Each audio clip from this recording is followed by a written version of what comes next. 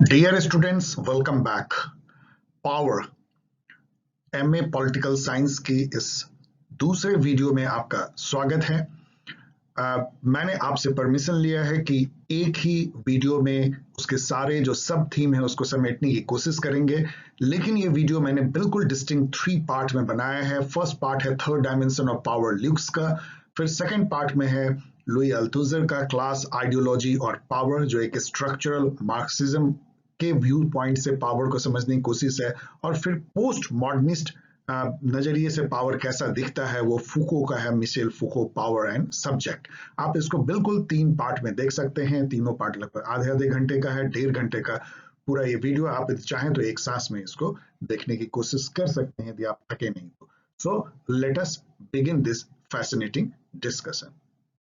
Let us start this fascinating discussion. एक definition के साथ शुरू करते हैं कि पावर ये नेचुरल साइंस में क्या है और फिर कैसे सोशल साइंस में बदल जाता है, खास के पॉलिटिकल साइंस में। यदि फिजिक्स में देखें तो power is the rate of consuming energy और rate of doing work, capacity of doing work कह सकते हैं। कितना कैपेसिटी आपको वर्क करेगा वो पावर है, कितनी तेजी से आप एनर्जी कंज्यूम कर सकते हैं। जैसे 1 किलोवाट पावर मतलब है कि 1000 जूल ऑफ एनर्जी को आप 1 सेकंड में कंज्यूम कर सकते हैं। This measure of power. Horse power को आप वॉट में कन्वर्ट कर सकते हैं, लाइक दैट। पॉलिटिक्स में इसका मायने बदल जाता है।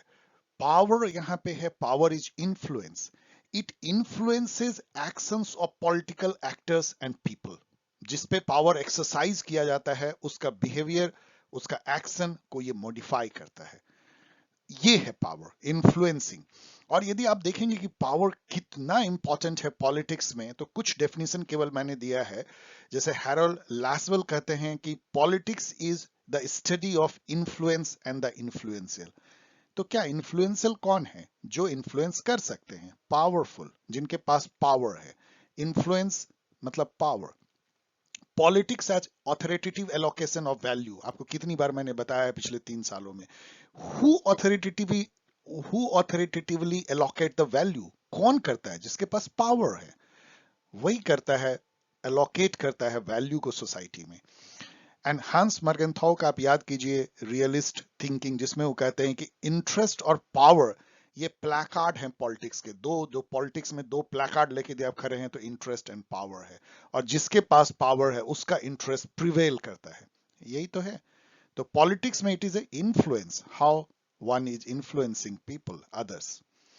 इससे पहले कि हम 3 व्यू पावर का देखें, ल्यूक्स और अल्थुजर एंड फूको का, उससे पहले इन तीनों थिंकर के बारे में थोड़ा बैकग्राउंड जानना इंटरेस्टिंग होगा और इम्पोर्टेंट भी एक पर्सपेक्टिव को समझने के लिए। स्टीवन ल्यूक्स जो हैं, ही इज बोर्न इन 1941। ये एक तरह के लिबरल हैं, सोशियोलॉजिस्ट हैं, वेरी फेमस सोशियोलॉजिस्ट और पॉलिटिकल थिंकर भी। दरखाइन पे उन्होंने काफी काम किया है, और इनकी जो बुक मैंने यहाँ पे जो वायलेट कलर में दिया है वो रिलेवेंट है। बाकी बुक भी आपके एग्जाम के लिए, यूजीसी नेट के लिए, पावर ए रेडिकल व्यू ने 1974 में लिखा था। अभी हाल में इन्होंने इसका 3rd एडिशन निकाला, इसमें काफी नई नई बातें उन्होंने कही हैं। इन्होंने इंडिविजुअलिज्म लिखा, मार्क्सिज्म एंड मोरालिटी लिखा, कंपेयर किया मार्क्सिस्ट मोरलिटी क्या है, एंड मोरल रिलेटिविज्म पे इन्होंने पूरी पूरी बुक लिखी है। इन्होंने दिया कॉन्सेप्ट 3 फेसेस ऑफ पावर, या इन्होंने तो डायमेंशन कहा था, बेसिकली 3 डायमेंशन ऑफ पावर।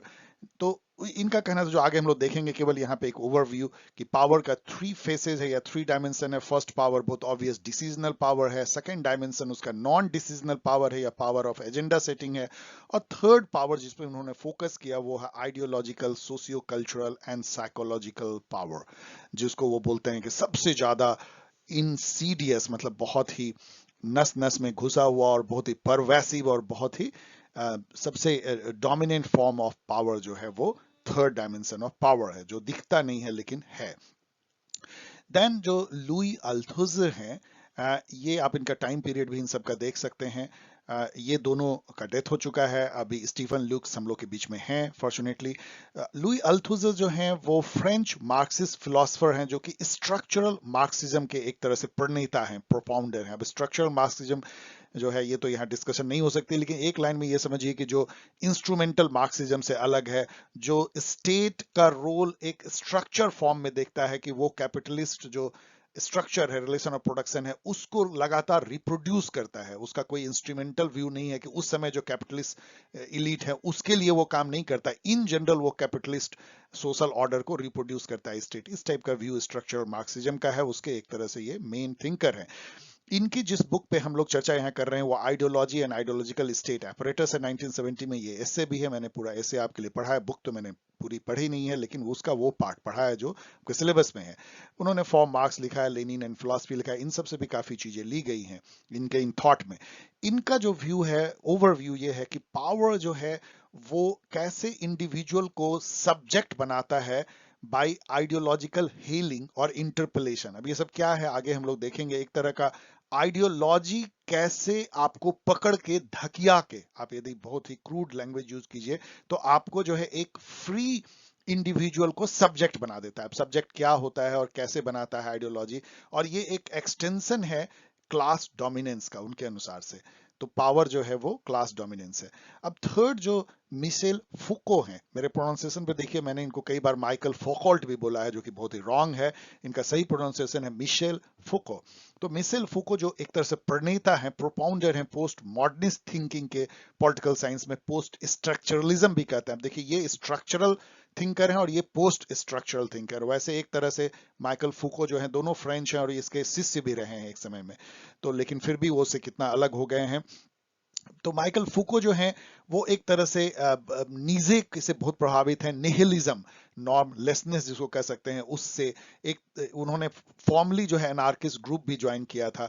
और लुई अल्थुजर जो है वो तो कम्युनिस्ट थे, आप समझ सकते हैं, उन्होंने कम्युनिस्ट ग्रुप ज्वाइन किया था। शुरू में माइकल फुको ने भी अपने गुरु के जैसा कम्युनिस्ट पार्टी ज्वाइन किया था, बाद में उसको छोड़ के उन्होंने एनार्किस्ट पार्टी ज्वाइन कर लिया था या एनार्किस्ट ग्रुप को। तो ये फॉर्मली एनार्किज्म को मानते थे। इनकी जो एसे है द सब्जेक्ट एंड पावर, उस पे हमारा डिस्कशन फोकस रहेगा।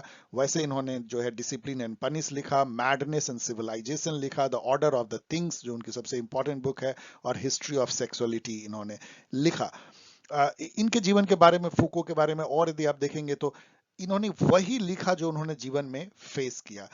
ये एक प्रोडिजियस चाइल्ड थे, एक बहुत अमीर माँ बाप के, उनके बाप बहुत बड़े सर्जन थे और बहुत अच्छे स्टूडेंट थे, लेकिन ये 20 साल के होते होते साइकेट्रिस्ट के पास पहुंच गए और साइकेट्रिस्ट ने इनकी जो हालत थी उसका जिम्मेदार बताया कि ये होमोसेक्सुअल थे, इसलिए ऐसा था, और वो भी एक अलग तरह का सेक्स ये करते थे जिसमें मैसोजम, सैडोइज्म जिसको कहते हैं वो। तो और उससे इनको फील हुआ कि कैसे साइकेट्री जो है वो डोमिनेट करती है, कैसे आपको वो डिसिप्लिन करती है, कैसे आपको गवर्न करती है, और वहीं से इनका जो है वो रिवोल्ट वाला जो है निकला। उस पे उन्होंने काफी चीज लिखा है। उन्होंने ये जो बुक लिखा था मैडनेस एंड सिविलाइजेशन, उसी पे उन्होंने लिखा था डिसिप्लिन एंड पनिश भी। फिर उन्होंने प्रिजन को उन्होंने स्टडी किया, हॉस्पिटल को किया, क्लिनिक, कैसे वो पेशेंट के ऊपर पावर एस्टेब्लिश करते हैं, एंड देन उस सेक्सुअलिटी कैसे डिफाइन होती है समाज में, सोशली कंस्ट्रक्ट होती है, और कैसे वो अफेक्ट करती है हमारे सब्जेक्टिविटी को। तो इन सब पे उन्होंने लिखा है, लेकिन हम लोग यहाँ पे फोकस करेंगे पावर एंड सब्जेक्ट पे। इनके अनुसार से पावर जो है वो एक तरह का एक फॉर्म है एक्सरसाइज का। पावर किस तरह से पावर रिलेशन में एक्सरसाइज होती है, वो पावर वो है जो कि एक फ्री विलिंग इंडिविजुअल को कंस्टिट्यूट करता है एज ए सब्जेक्ट। कैसा सब्जेक्ट? जो नॉर्मलाइज्ड है, एक पर्टिकुलर नॉर्म खांचे में ढांचा हुआ है, गवर्नेबल है, जिसको कि आसानी से आप मतलब गवर्न कर सकते हैं, जो आपका एक अच्छा गुड सिटीजन बन सकता है।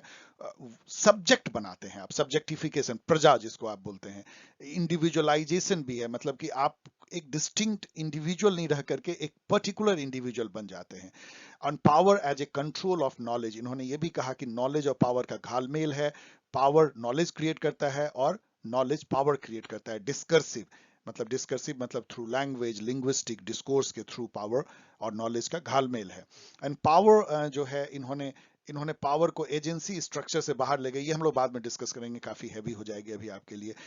तो ये पोस्ट मॉडर्निस्ट का तो ये बात ही है कि ना वो एजेंसी को मानते हैं ना स्ट्रक्चर को मानते हैं। तो ये एक बहुत ही रेडिकल व्यू था पावर का, हम लोग समझने की कोशिश करेंगे। वैसे ये सब बहुत आसान नहीं है, लेकिन लेट अस ट्राई। अब आइए हम लोग पार्ट 1 को देखते हैं। एक ओवरव्यू तो हम लोग ने देख ही लिया पिछले स्लाइड में। पहला देखते हैं third dimension of power, Steven Luke's का। यदि इसको बेस्ट मुझे लगा कि एक टेबुलर फॉर्म में समझा जाए कि फर्स्ट डायमेंशन ऑफ पावर क्या है, फिर सेकंड डायमेंशन और फिर थर्ड डायमेंशन पे ल्यूक्स जो है फोकस करते हैं। First dimension of power was propounded by pluralist thinker Robert डल।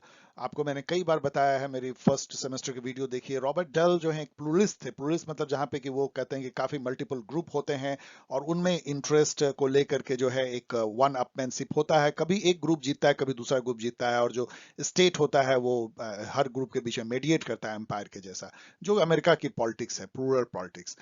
तो वहां पे वो एक न्यू हेवन यूएसए में एक शहर है, वहां पे उसके जो स्टेट काउंसिल का इलेक्शन होता है उसमें उन्होंने इंपेरिकली ऑब्जर्व करके अपना first dimension of power 1960s में दिया था। आपको ये न्यू हेवन पूछा सकता है यूजीसी नेट सब में।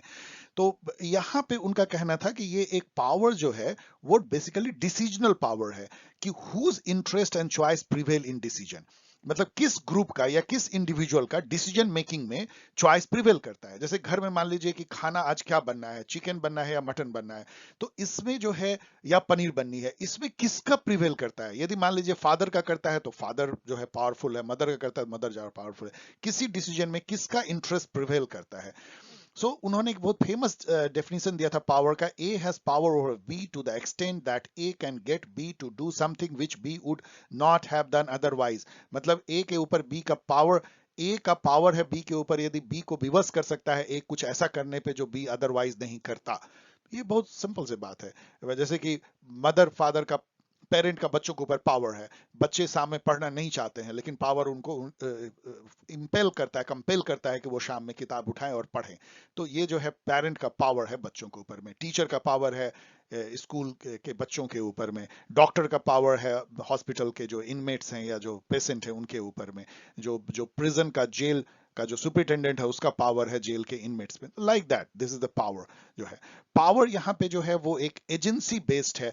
मतलब एजेंसी, अब यहाँ पे देखिए एजेंसी भर से स्ट्रक्चर पूरा मैं एक वीडियो बना सकता हूँ। एजेंसी मतलब जो ह्यूमन एजेंसी, जो ह्यूमन की अपनी जो एनर्जी, ताकत और उसका जो अपना वजूद है, उसमें पावर बेस्ड है। तो पावर जो है इन एजेंसी बेस्ड है, ऑब्जर्वेबल है, देखा जा सकता है। सीधा आप देख सकते हैं, जैसे डहल ने देखा कि एक पर्टिकुलर डिसीजन में जो है किसका डिसीजन प्रिवेल करता है, वो ज्यादा पावरफुल है।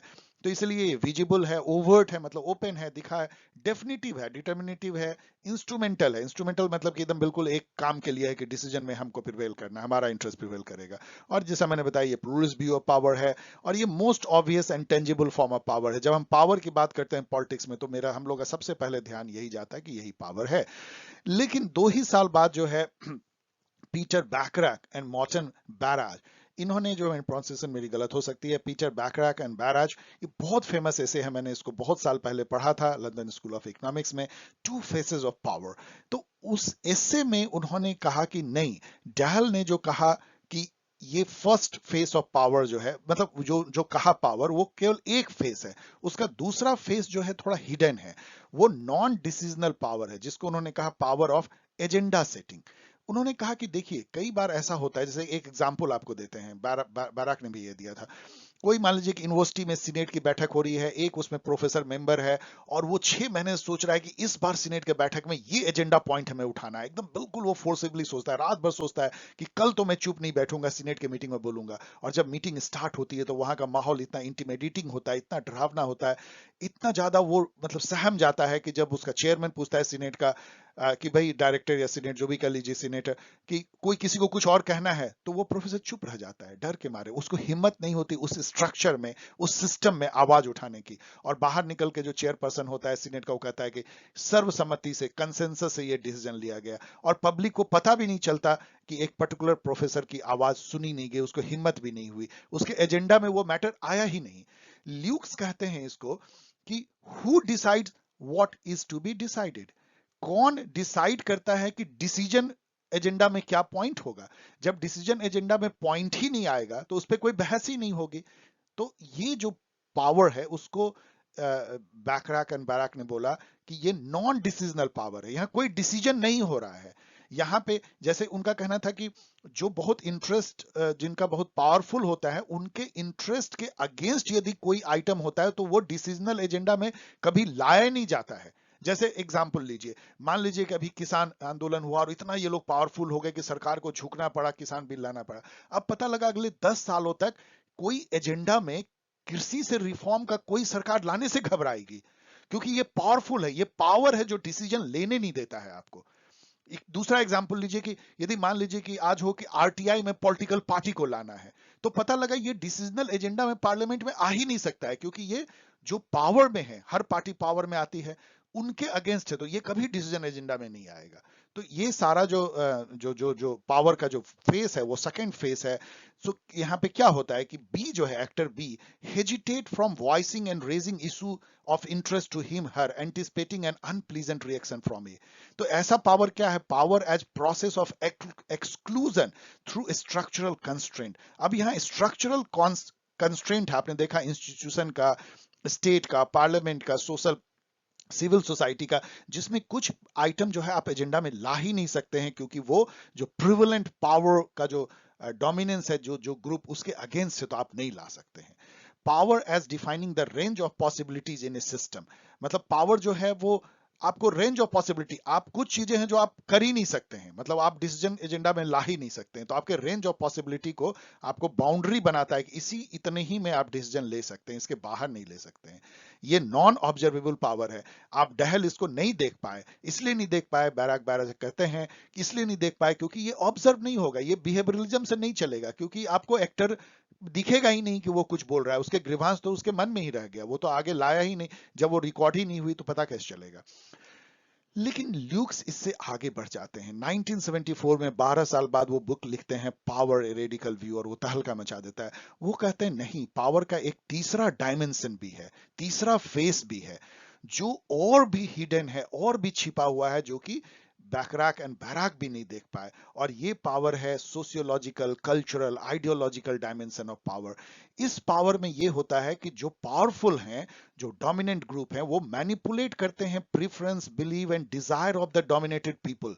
वो उसके माइंड को ही मैनिपुलेट कर लेते हैं, उनका जो डिजायर है, बिलीफ है, प्रेफरेंस है, उसी पे उनका कब्जा हो जाता है।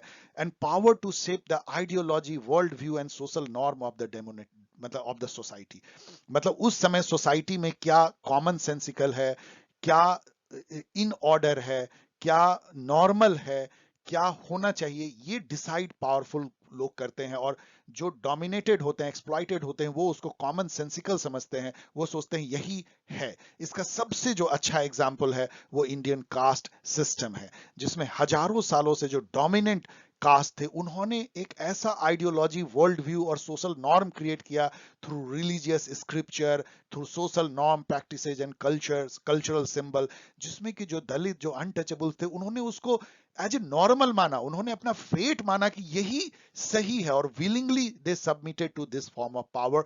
उसके किसी को यदि कोई देखेगा ऑब्जर्वर आके वेस्ट से, तो बोलेगा कि कोई कंफ्लिक्ट ही नहीं है, उसमें कोई रेजिस्टेंस नहीं है, कोई वायलेंस नहीं है, कोई कन्फ्रंटेशन नहीं है, on the face of it सब एकदम एकदम सब अच्छा चल रहा है, बहुत ही हारमनी है, पीस है, ट्रैंक्विलिटी है, लेकिन उसके अंदर में ये पावर का डोमिनेंस चल रहा है। तो people willingly submit to such power, considering them as norm, common sense, given, natural, divinely ordained, जैसे कास्ट में था, and beneficial to them। मतलब खुद अपना डोमिनेंस को वो बेनिफिशियल मानते हैं। एंड ये जो फॉर्म ऑफ पावर है वो इनविजिबल है, कोवर्ट है, छिपा हुआ है, इंटरनलाइज्ड है, वो ब्रेन और उसमें घुस गया है। एंड नॉन ऑब्जर्वेबल पावर है, इसको ये भी नहीं दिखता है। And this is most Insidious, मतलब कि सबसे खतरनाक सॉर्ट ऑफ पावर, परवैसिव, सबसे ज्यादा फैला हुआ, एंड पोटेंट, सबसे ज्यादा शक्तिशाली फेस ऑफ पावर है, ल्यूक्स का कहना था। अब आइए कि ये देखें कि ये जो थर्ड डायमेंशन ऑफ पावर है, ये आता कैसे है, क्या सोर्सेज इसके, कुछ तो आप अभी समझ गए होंगे। तो इसमें ल्यूक्स का कहना है कि जो सोशल कंस्ट्रक्शन ऑफ मीनिंग जो है, कि कैसे हम मीनिंग बनाते हैं, वो सोशली कंस्ट्रक्टेड होता है। क्या अच्छा है, क्या बुरा है, क्या करना चाहिए, जैसे जेंडर का नॉर्म आप ले लीजिए, वो क्या है, सोशल कंस्ट्रक्शन है, कोई नेचुरल नहीं है। औरतों को ऐसा करना चाहिए। पैट्रियार्की क्या है, सोशली कंस्ट्रक्टेड है, कि पिता से जो है बेटे को ट्रांसफर होगा, जो प्रॉपर्टी है, प्रॉपर्टी औरतों को नहीं हैंडल करने दिया जाएगा। So construction of truth by discourse, आप जो है बाय लिंग्विस्टिक मेथड, लैंग्वेज से जो है आप ट्रूथ को क्रिएट करते हैं। जैसे मैंने आपको कई बार बताया है कि कैसे डिस्कोर्स ट्रूथ क्रिएट करता है, जैसे कि टुकड़े टुकड़े गैंग, या मान लीजिए चिल, या मान लीजिए कूल, सॉर्टेड, ये सब वर्ड जो है ये डिस्कोर्स के थ्रू इसका मीनिंग एक बनाया गया है, वो उसका लिटरल मीनिंग से हट जाता है। ये डिस्कोर्स है, इस तरह से ट्रूथ क्रिएट किया जाता है, रिजीम ऑफ ट्रूथ जिसको फूको कहते हैं, बाद में हम लोग देखेंगे। सो सोशियो कल्चरल मिलियू, एक तरह का जो सोशियो कल्चरल इन्वायरमेंट बनता है, पैराडाइम बनता है, socialisation through education and social custom, practices, world view, ideology, ये सब थर्ड डायमेंशन ऑफ पावर को लाते हैं। जब आप देखिए कि संस्कृत की यदि आप पढ़ाई करेंगे तो आपको वही पढ़ाया जाएगा जो स्क्रिप्चर में है, वहां यही बताया जाएगा कि ब्रह्मा के मुख से जो है ब्राह्मण निकले हैं, तो भुजाओं से क्षत्रिय निकले हैं, ब्ला ब्ला। आपको वो अनट्रूथ पढ़ाया जाएगा, बच्चे वही पढ़ते हैं, वही समझते हैं कि वही उनकी नियति है। उनको पढ़ाया जाएगा कि आप इस जन्म में शूद्र बने हो क्योंकि आपने पुराने जन्म के कर्मों का फल है, और इस जन्म में यदि आपने अपना कर्म अच्छे से किया तो अगले जन्म में आप हायर कास्ट में आओगे, उसको वो मान लेते हैं। तो इस तरह से जो एजुकेशन के थ्रू जो है और एक सोशियो कल्चरल मिलू के थ्रू साइकोलॉजिकली जो है फॉल्स कॉन्शियसनेस डेवलप कराया जाता है। कई चीजें इसमें डिस्कस करना मुश्किल नहीं, तो ये 3 घंटे का लेक्चर हो जाएगा। फॉल्स कॉन्शियसनेस आप पढ़ लीजिएगा, कल्चरल साइलेंस जैसा है ये, एंड प्रैक्टिकल कॉन्शियसनेस है जो गिडन ने दिया था, जो एलएसी में प्रोफेसर थे, इसको कि जो बॉजो हैं जिन्होंने कल्चरल कैपिटलिज्म का भी थ्योरी दिया था, वो उसको हैबिटस कहते हैं, जिसको कि कुन जो है वो पैराडाइम कहते हैं, मतलब taken for granted order of thing, मतलब जिसको कि आप सोचते हैं कि यही नॉर्मल है, यदि ऐसा आप मानते हैं तो वो आपके प्रैक्टिकल कॉन्शियसनेस में घुस जाता है। इसका एग्जाम्पल लीजिए कि हजारों साल से ये माना गया इंडियन सोसाइटी में कि पति परमेश्वर होता है, मतलब पति के मर जाने पे औरतों का कोई वजूद नहीं होता है। ये माना गया कि औरतों को घर से बाहर नहीं निकलना है, जो अछूत हैं उनको जो है टच नहीं करना है, वो पाप होगा। ये सारी जो ये प्रैक्टिकल कॉन्शियसनेस में हमारा घुस जाता है। ये मतलब उसके लिए हम सोचते नहीं है, वो कोई हमारा मतलब उसके लिए कोई किताबों में नहीं लिखा रहता है नॉलेज, वो हमें जो है माता पिता से मिलता है, एक कॉस्मोलॉजी टाइप के हम उसी से कंस्टिट्यूट होते हैं। That is practical consciousness. कई बार लेकिन थियोलॉजिकल होता है, रिलीजन से आता है, सपोर्टेड बाय रिलीजियस डॉगमास। आप कास्ट सिस्टम का याद कीजिए, उसमें मनुस्मृति याद कीजिए, एंड देन रिचुअल से आता है, कई रिचुअल्स जो होते हैं रिलीजन जुड़े हुए हैं, जो स्क्रिप्चर हैं उससे जुड़े हुए हैं।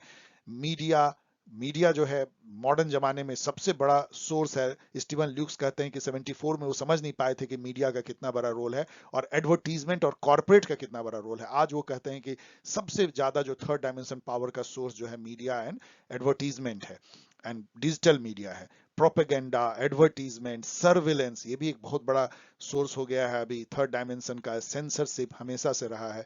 इसका एग्जाम्पल जो मैंने आपको दिया, कास्ट सिस्टम है, corporates creating consumerism through advertisement, ये बहुत बड़ा एक थर्ड डायमेंशन है कि कैसे आपके ब्रेन पे काबू करता है, कि बच्चे कैसे, या इवन यंग लोग, इवन ओल्ड लोग जो है वो एस्पायर करने लगते हैं कि हमें ये प्रोडक्ट चाहिए, वो कंज्यूमरिज्म के शिकार हो जाते हैं। कैसे आपको जो है डिजिटल जो मीडिया होता है कैसे कैच कर लेता है आपको। यदि आपने एक बार कोई आइटम देख लिया तो आप गूगल पे जाइए, यूट्यूब पे जाइए, आपको हर जगह वो प्रचार दिखाया जाएगा, उससे रिलेटेड बातें की जाएंगी और आपको फोर्स किया जाएगा कि आप उसको खरीदें।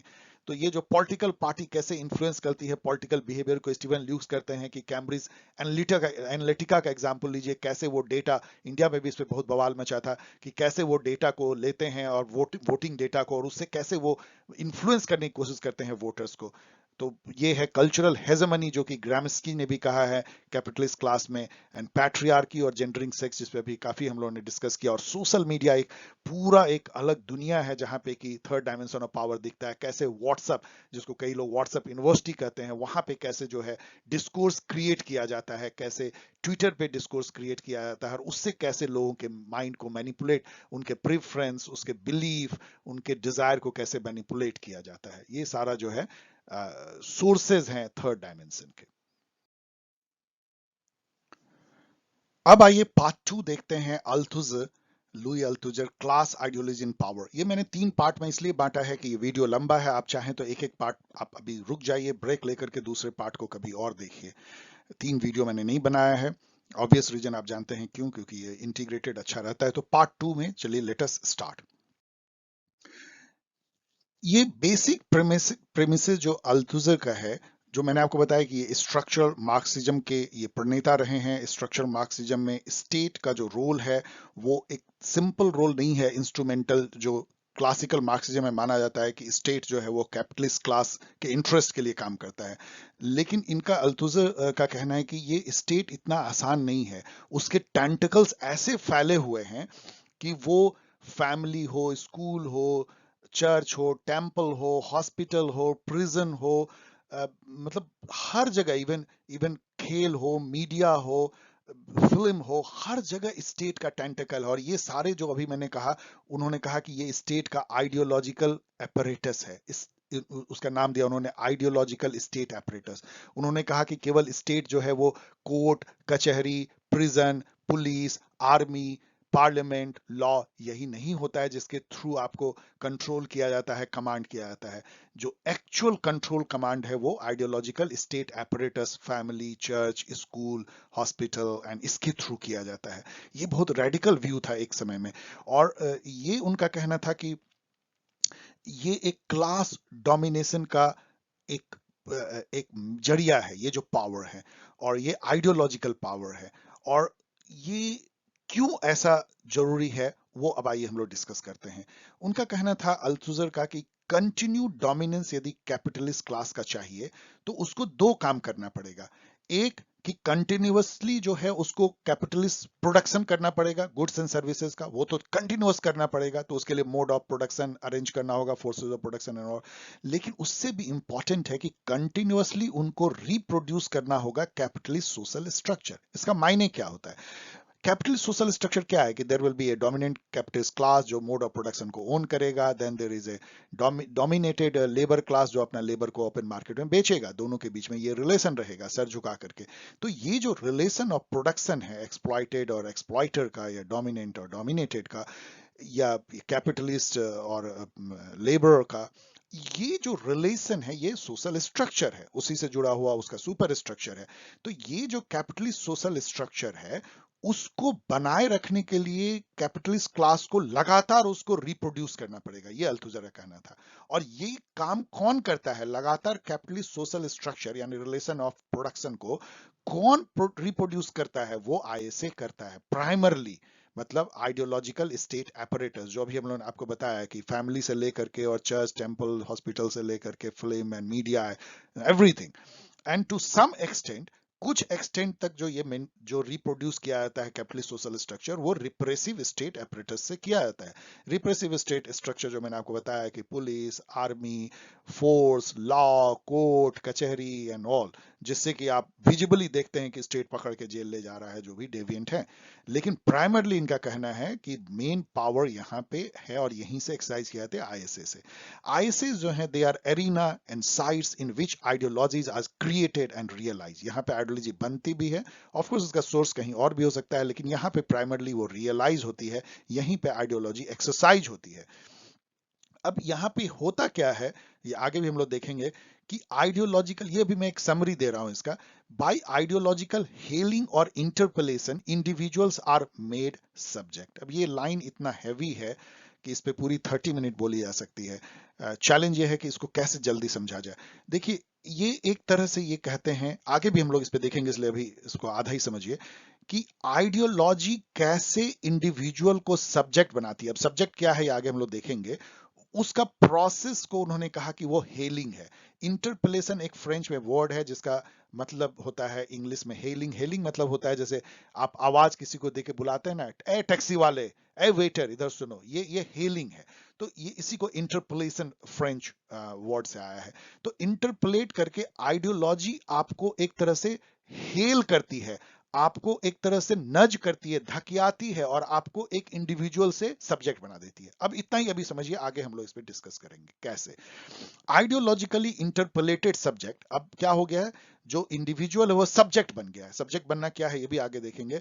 तो और आइडियोलॉजिकली बना, आइडियोलॉजी ने उसको बनाया है। तो आइडियोलॉजिकली, और आइडियोलॉजी आ कहां से रहा है? आईएसए से आ रहा है। और आईएसए क्या है? वो स्टेट का एपरेटस है। और स्टेट किसके लिए काम करता है? डोमिनेंट क्लास के लिए। और ये क्यों काम करता है? क्योंकि उसको कंटिन्यूअसली रिप्रोड्यूस करना है कैपिटलिस्ट सोशल स्ट्रक्चर के लिए। ये समझिए, इसलिए इनको स्ट्रक्चर मार्क्सिज्म का प्रणेता कहा जाता है। So ideologically interpellated subjects willingly accept capitalist social structure। अब सेम जो थर्ड डायमेंशन ऑफ पावर में है, एक बार यदि आप इंटरपोलेटेड सब्जेक्ट बन गए तो आप एकदम खुशी खुशी कैपिटलिस्ट सोशल स्ट्रक्चर को स्वीकार कर लोगे कि यही गिवन है, हमारा यही फेट है कि अपना लेबर को हमको सेल करना है, मालिक जो हमारा है, जो जो इंडस्ट्रियलिस्ट हैं वो उनको हमको बेचना है और अपने लेबर को, और वो जो तनख्वाह देते हैं उसे खुशी खुशी रहना है, बच्चे पैदा करना है और अपना जो भी जीवन देता है वो करना है। मतलब उनके लिए फिर से लेबर तैयार करना है और हमको सर झुका करके ये रिलेशन ऑफ प्रोडक्शन को एक्सेप्ट करना है। सो उसको हम गिवन मानेंगे, नेचुरल मानेंगे, नॉर्मल एंड कॉमन सेंसिकल, ये कॉमन सेंस है और कभी उसके अगेंस्ट में आवाज नहीं उठाएंगे, और काम जो है कैपिटलिस्ट क्लास का बन गया लुई अल्थुजर के अनुसार। So subject has ideologically mediated relation with his real material life। अब ये लाइन अगेन इतना हैवी है कि इसको चलिए भी डिस्कशन ही नहीं करते हैं। एक लाइन में ये समझिए कि एक जो लेबर है या जो भी एक इंडिविजुअल है, उसका जो रियल मटेरियल लाइफ है, जो मार्क्स कहते हैं कि उसी से उसका कॉन्शियसनेस डेवलप करता है, वो अपनी रियल मटेरियल लाइफ को डायरेक्टली देख भी नहीं पाता है। वो आइडियोलॉजिकली मेडिएटेड उसका जो है व्यू है अपने रियल मटेरियल लाइफ का। आइडियोलॉजी इन बिटवीन आती है, आप अपनी रियल लाइफ के कंडीशन को आइडियोलॉजी के थ्रू ही जो है विजुलाइज कर पाते हैं। ये अल्थुजर का इतना इंपॉर्टेंट रोल होता है आइडियोलॉजी का, इसीलिए आइडियोलॉजी आपके माइंड पे कब्जा कर लेती है। अब हम लोग ना एक एक करके थोड़ा समझेंगे कि उनका जो मायने है सब्जेक्ट का क्या है और आइडियोलॉजी का क्या है और इंटरपोलेशन क्या है। यही तीन चीज बेसिकली इसमें समझना है आपको। मीनिंग जो सब्जेक्ट का है, सब्जेक्ट आप डिक्शनरी में देखेंगे तो बहुत कुछ आपको मिलेगा। आपने सब्जेक्ट और प्रेडिकेट भी पढ़ा हुआ है। सब्जेक्ट वो है जो कुछ करता है, करता मतलब जो कुछ करने वाला होता है। तो इसका दो मीनिंग है। सोशल साइंस में या पॉलिटिकल साइंस में सब्जेक्ट के बहुत सारे, इसमें एक तो अल्थुजर का भी समझिए और फिर फूको का भी समझेंगे, दोनों में कुछ कॉमन भी अलग भी है। अल्थुजर बोलते हैं कि सब्जेक्ट का दो मीनिंग है। फर्स्ट है a free subjectivity, a centre of initiative, author of and responsible for its action, subject as agency. जो मैंने आपको बोला उद्यम जो आपके अंदर है, सब्जेक्ट जो करता है, जिसमें की कैपेसिटी है, पावर है, एनर्जी है, वो कुछ कर सकता है, सब्जेक्ट एज एजेंसी, करने वाला। लेकिन एक दूसरा भी उसका मीनिंग है जो कि हम बोलते हैं ना कि सब्जेक्शन, सब्जेक्शन ऑफ वोमेन। हम कहते हैं कि पहले जो है पीपुल जो है सब्जेक्ट थे किंग के, बाद में वो सिटीजन बने। सब्जेक्ट मतलब क्या है? प्रजा, मतलब जिसके ऊपर आप शासन करते हैं, वो मीनिंग है। A subjected being who submits to higher authority and is therefore stripped of all freedom except that of freely accepting his submission। जो हायर ऑथोरिटी है बस सर झुका के उसका मानिए, आप उसके सब्जेक्ट बन गए हैं। Subject embedded in structure. और ये जो ऐसा जो होता है, जो आप जब सब्जेक्ट बन जाते हैं तो जो स्ट्रक्चर है, जो सोशल स्ट्रक्चर है, सोशियो कल्चरल स्ट्रक्चर है, उसमें आप अपने को बिल्कुल तड़फड़ाता हुआ, फंसा हुआ पाते हैं। और यहाँ पे आपकी एजेंसी जो है बिल्कुल बैकग्राउंड में चली जाती है। आप जो है उस स्ट्रक्चर के एक तरह से कठपुतली बन जाते हैं, आपका अपना एजेंसी खो जाता है।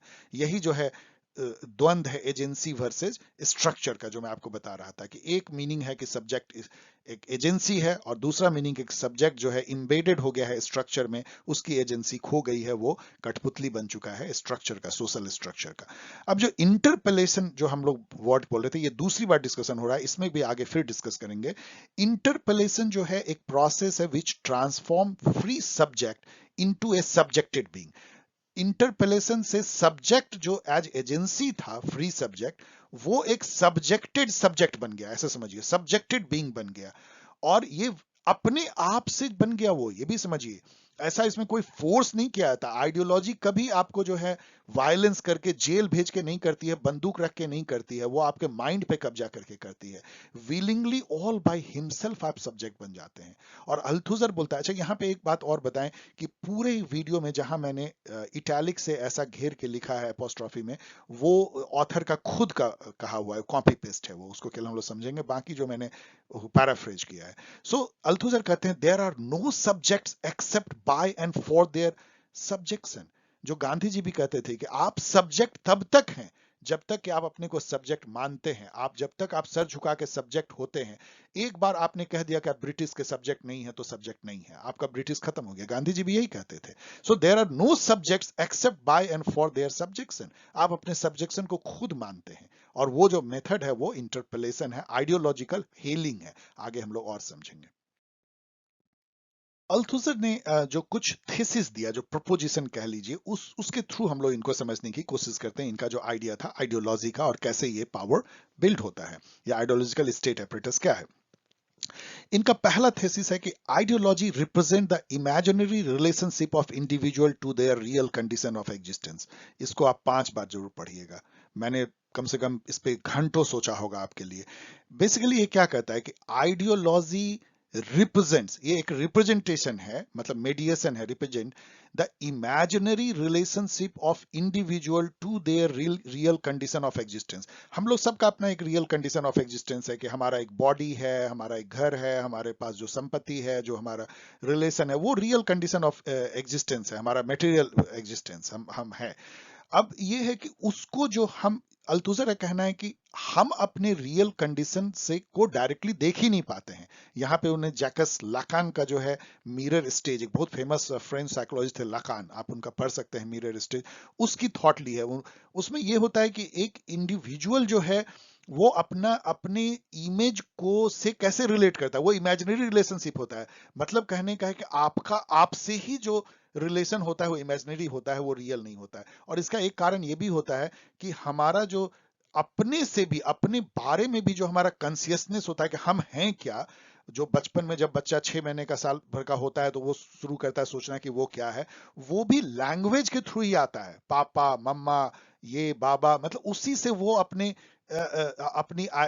आइडेंटिटी, या कह लीजिए अपना एग्जिस्टेंस, वजूद जो है उसको वो एस्टैब्लिश करता है। मतलब बहुत ज्यादा डिस्कशन इस पे नहीं किया जा सकता है अभी, लेकिन इतना समझिए कि हमारी जो रियल कंडीशन ऑफ एग्जिस्टेंस है वो हमारा उससे इमेजिनरी रिलेशन है, अल्तुज़र का ये कहना है। और आइडियोलॉजी जो है उस इमेजिनरी रिलेशनशिप जो हमारे ही रियल कंडीशन ऑफ एग्जिस्टेंस है, उसको वो रिप्रेजेंट करता है। वो भी सीधा नहीं है, आइडियोलॉजी उससे भी शिफ्टेड है। सो इसलिए ये 2 स्टेप शिफ्टेड रियलिटी है। पहली बार जो है हम रियलिटी से कब शिफ्ट हो गए, जब हमने इमेजिनरी रिलेशनशिप अपना एस्टैब्लिश किया अपने ही वजूद से।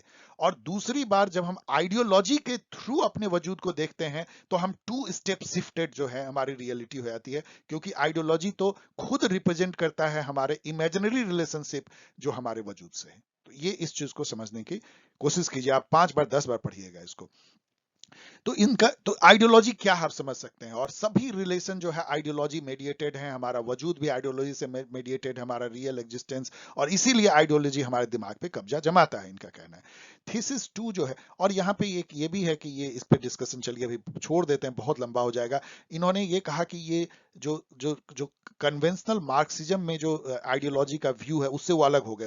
वहां पे उनका कहना था कि वो आइडियोलॉजी को फॉल्स कॉन्शियसनेस कहते हैं, या एलिनिएशन के चलते ऐसा होता है, लेकिन ऐसा नहीं है। अब इस पे डिस्कशन अभी हम नहीं कर पा रहे हैं। मतलब यही मान के भी चलिए कि वो ना तो आइडियोलॉजी उनके लिए फॉल्स कॉन्शियसनेस है, ना ही वो एलिनिएशन का एक फॉर्म है। ये जो है ideology represent the imaginary relationship of individual to their real condition of existence. Thesis 2 जो है वो है कि ideology has a material existence.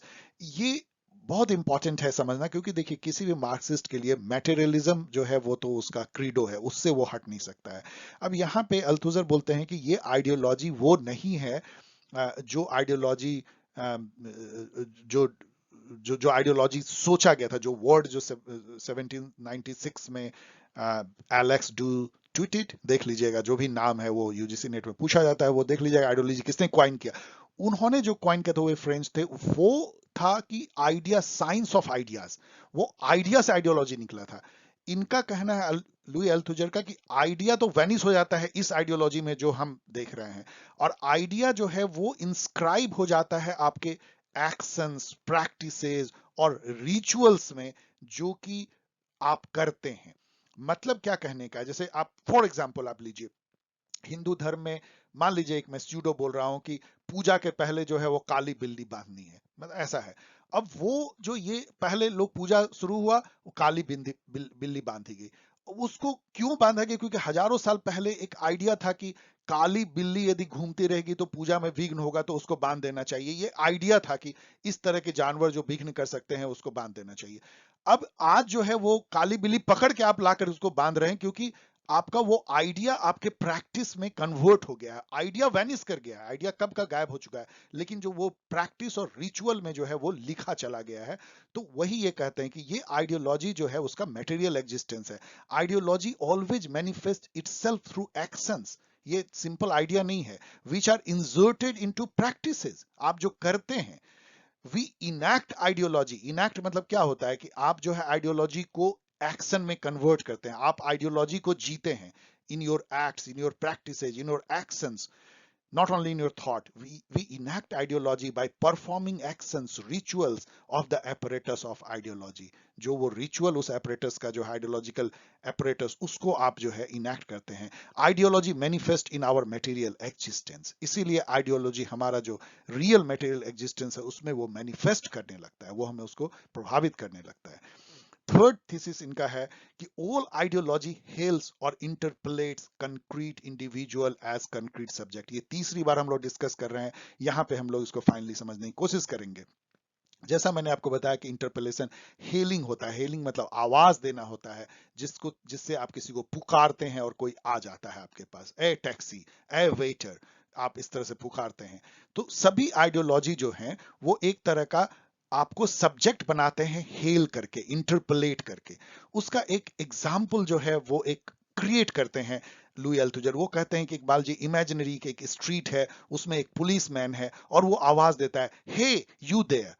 और ये जो है इंग्लिश में, ऑफ कोर्स इंग्लिश कल्चर में, मान लीजिए एक भीड़ में जो है पुलिस चिल्ला के बोलता है, हे यू देयर, और उस भीड़ में से केवल एक आदमी जो है वो 180 डिग्री, उसका पीठ इधर है पुलिस की तरफ, वो 180 डिग्री टर्न होके पुलिस मैन की तरफ देखता है। और लुई अल्थुजर बोलते हैं कि by this mere 180 degree physical conversion that man becomes a subject, he become a subject. क्या मतलब है इसका? इसका मतलब ये है, जैसे मान लीजिए कि वो पुलिसमैन जो है किसी मतलब ऐसे, सपोज कीजिए अमेरिका में, मैं इमेजिनरी बोल रहा हूं, वो एक चोर को पकड़ने की कोशिश कर रहा है जो उसके अनुसार से ब्लैक निग्रो है। मेरे वर्ड पे मत जाइए, सॉरी यदि निग्रो किसी को ऑफेंसिव लगे। और वो है, और वो जो है, मान लीजिए मैं केवल इसको इंफेसिस के लिए बोल रहा हूं, और वो बोलता है, हे यू देयर। और वहां पे मान लीजिए कि बाकी लोग व्हाइट मेल हैं, और वो बेचारा जो ब्लैक है, उसको उसको मन में शक है कि यहाँ का जो व्हाइट पुलिस है यदि वो हेल करेगा तो हमें ही करेगा, क्योंकि उसकी अपनी वो आइडेंटिटी से जुड़ा हुआ है कि हमें यहाँ पे लोग चोर उचक्के समझते हैं, हमें लोग जो है नॉर्मल नहीं समझते हैं, हमें व्हाइट मैन जो है वो आउटलॉ समझते हैं। और वो मुड़ के देखता है, बाकी लोग मुड़ते भी नहीं है, बिकॉज बाकी अपने आइडेंटिटी से एश्योर्ड है कि हमें पुलिसमैन नहीं बुलाएगा, हमें क्या पुलिसमैन से मतलब है। और ये बेचारा टर्न करता है और ये सब्जेक्ट बन जाता है। मतलब ये उसको एक्सेप्ट करता है कि यस, मैं आउटलॉ हो सकता हूं, एंड पूछता है, sir what is the matter. So ये आप इसको और सोचिएगा जो मैं बोल रहा हूं। इस तरह से आइडियोलॉजी जो है आपको सब्जेक्ट बनाता है, आपको प्रजा बनाता है, आपको सब्जेक्शन आपको करता है, आपको एक पर्टिकुलर डोमिनेंस के अंदर लाता है, आपको स्ट्रक्चर में इम्बेड करता है, आपको धकिया के, इसलिए मैंने ये वर्ड यूज किया, आपको स्ट्रक्चर के अंदर घुसाता है, जिसमें आप जो है विलिंगली आप सब्जेक्ट बने रहें और जो डोमिनेंट क्लास है उसकी आज्ञा को माने, विलफुली आप सब्जेक्ट बने रहें। तो ये है the all ideology hails or interpellate concrete individual as concrete subject. Next thesis देखें, ये बहुत आसान है, इसको समझना उतना मुश्किल नहीं है। Individuals are always already subject. अब इसको सबको रट लीजिएगा आप, ऑलवेज ऑलरेडी सब्जेक्ट। मतलब ये कहते हैं कि अल्थुजा बोलता है कि we are born as subject, हम लोग मतलब जन्म से पहले ही सब्जेक्ट होते हैं। Becoming subject happens even before we are born. अब जैसे कि वो उनके लैंग्वेज में देखिए, it is certain in advance that it will, जब एक बच्चा जन्म लेता है वो कहते हैं before a child is born, of course English culture में, it is certain in advance that it will bears its father's name, India में भी, and will therefore have an identity, be irreplaceable.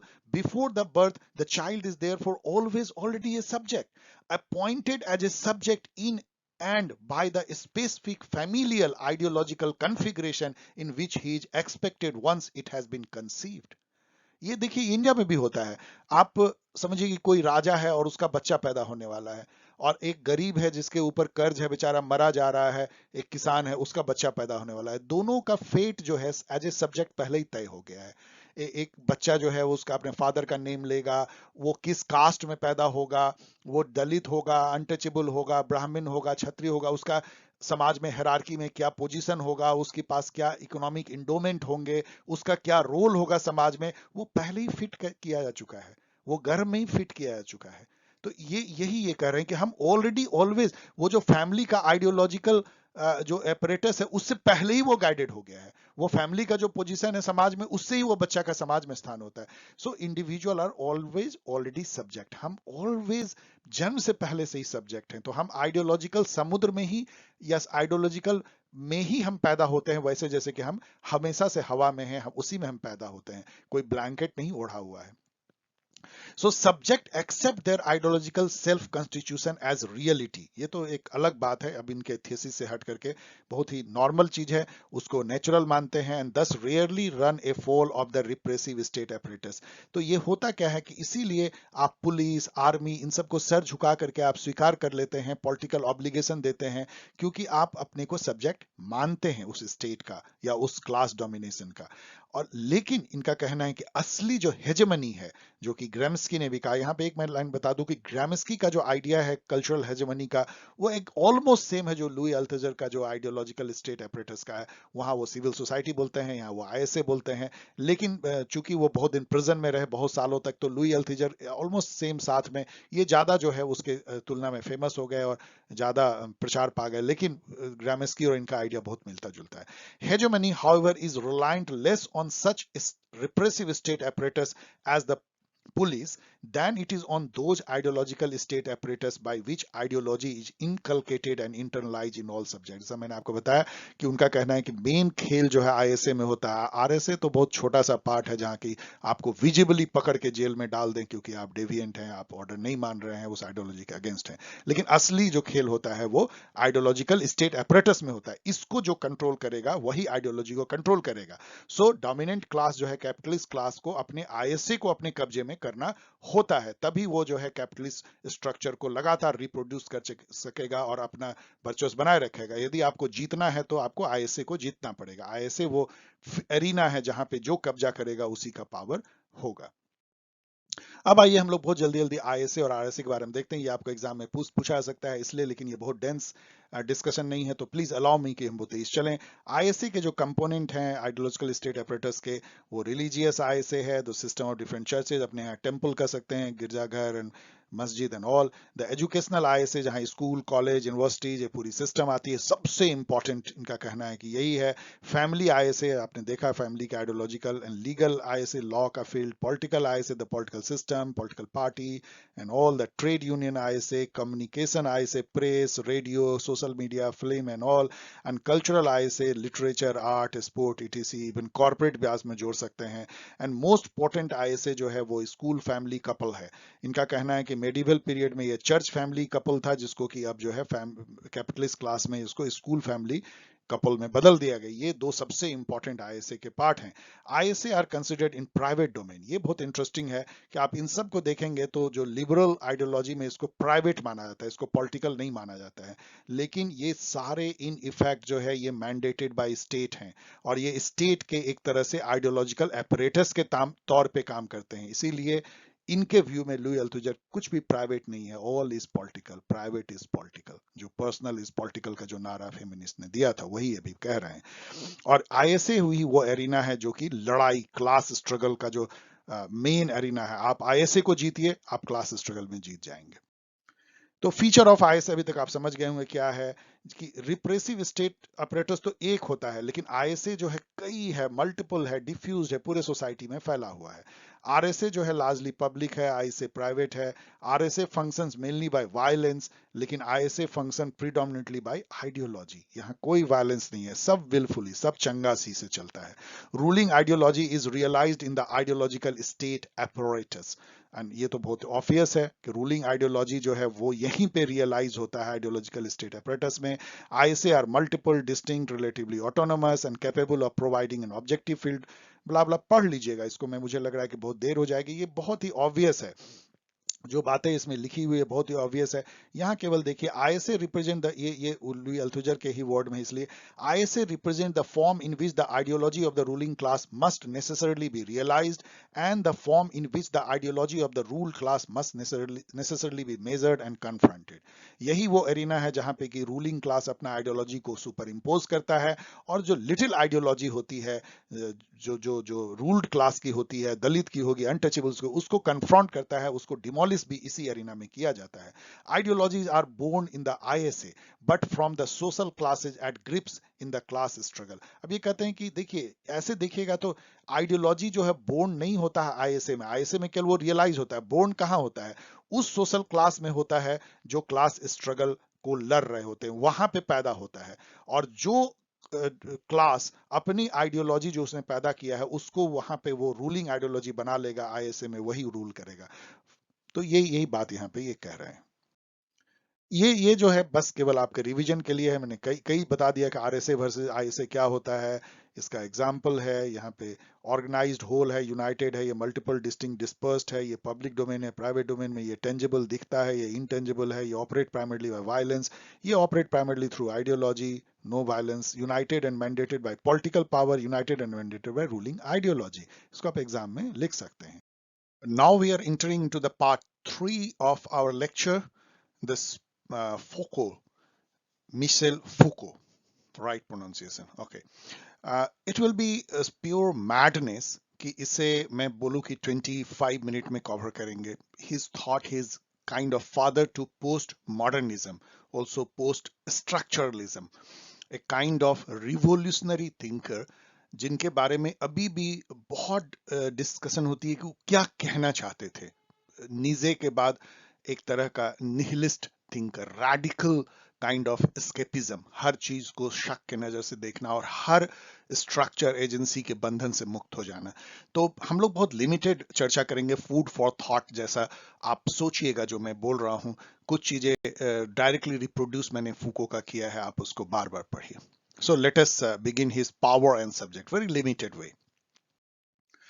फूको कहते हैं कि पावर, जैसा अभी तक आपने देखा, थर्ड डायमेंशन जो ल्यूक्स का है, या स्ट्रक्चरल पावर जो स्टेट के आइडियोलॉजिकल स्टेट एपरेटस से निकलती है, उन सब से अलग जो है पावर एक तरह का डिफ्यूज सोसाइटी में बिल्कुल नस नस में समाया हुआ है, उसके हर ऑर्गन में, हर वॉक ऑफ लाइफ में घुसा हुआ है, और वो कोई दिखता नहीं है, कोई ऐसा एजेंसी या स्ट्रक्चर में निहित नहीं है।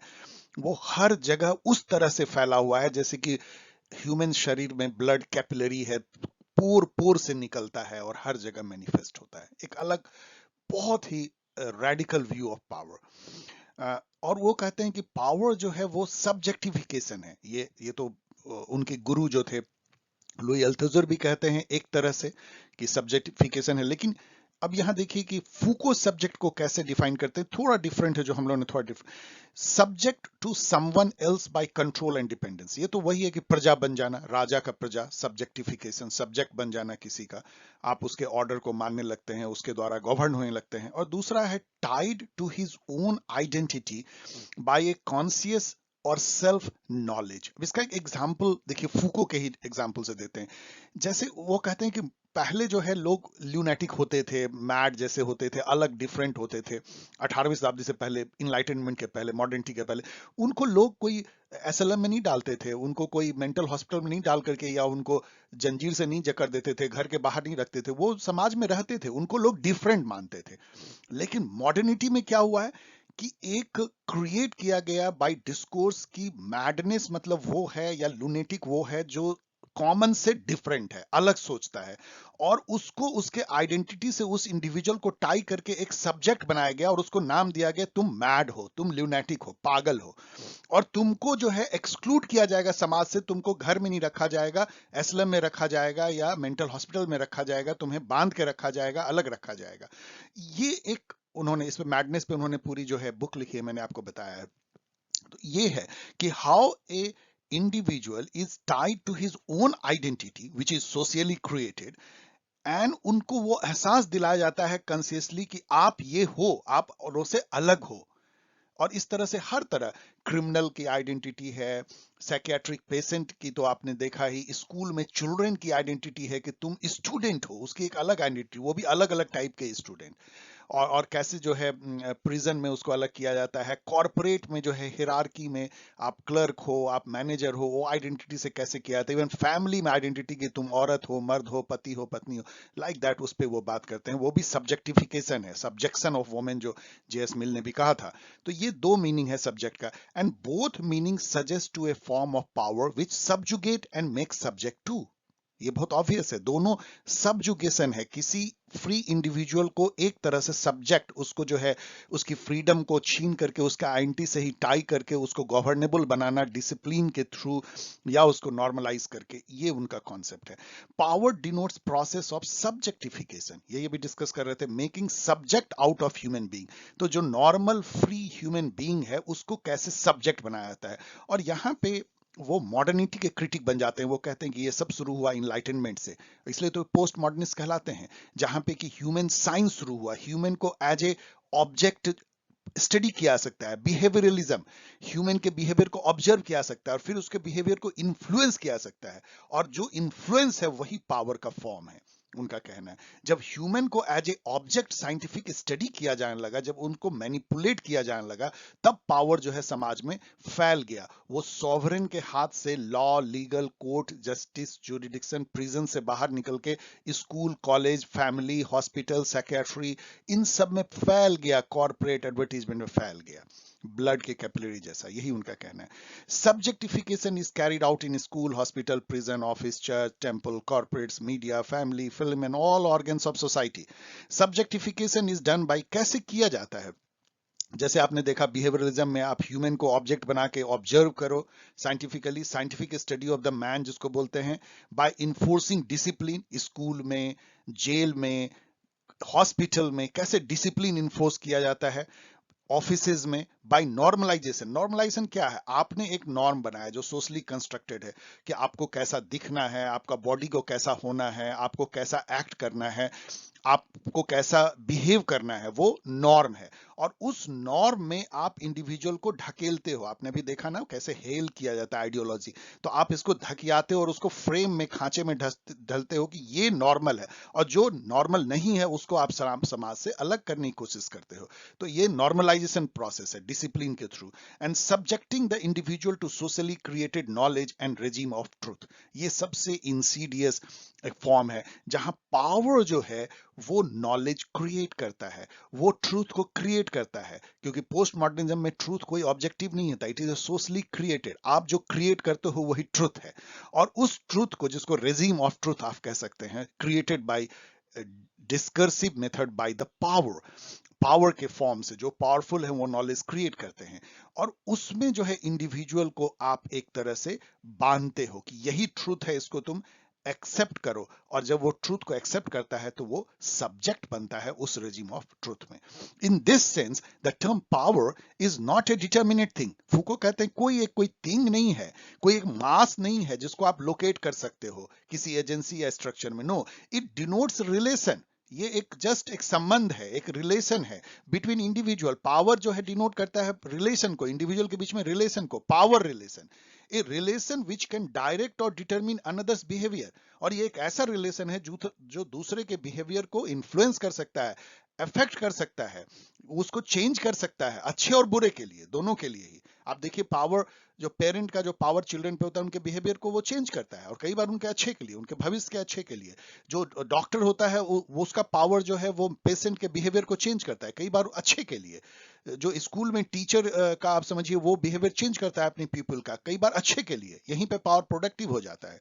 Man finds himself everywhere in power relation, कहीं वो बच नहीं पाता है समाज में, विच, और कोई नहीं बच पाता है। कोई ऐसा नहीं है, जो ल्यूक्स बोलते हैं कोई एक डोमिनेंट ग्रुप है, एजेंसी जो पावर रखता है, और कोई डोमिनेटेड ग्रुप है जिस पे वो अप्लाई करता है। सभी जो हैं वो इस पावर रिलेशन से बंधे हैं। आपके ऑफिस में आपका बॉस भी जो है वो सब्जेक्ट है, और आप भी उसके सब्जेक्ट हैं, वो किसी का सब्जेक्ट है, कोई इससे बंधा हुआ नहीं है। इवन प्राइम मिनिस्टर इंडिया का किसी का सब्जेक्ट है, प्रेसिडेंट किसी का सब्जेक्ट है। मतलब कहने का मतलब कोई अथॉरिटी इस व्यू में, फूको के व्यू में, फ्री एब्सोल्युटली नहीं है, वो सब्जेक्ट है। He is also disciplined and he is trying to discipline. He is in a power relation जहां उसके बिहेवियर को कोई जो है कंट्रोल कर रहा है, गवर्न कर रहा है, and he is also trying to govern somebody else behaviour.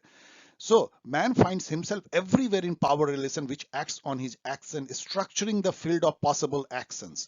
मतलब जो दूसरे के एक्शंस का जो पॉसिबल फील्ड है उसको आपका पावर रिलेशन जो है चेंज करता है। आप कहां तक सोच सकते हो। पैट्रियार्की जो एक पावर रिलेशन है मैन और फीमेल के बीच में, वो वुमेन के रेंज ऑफ पॉसिबल एक्शन या उसका जो स्ट्रक्चर है पॉसिबल एक्शन का उसको ही मॉडिफाई कर देता है।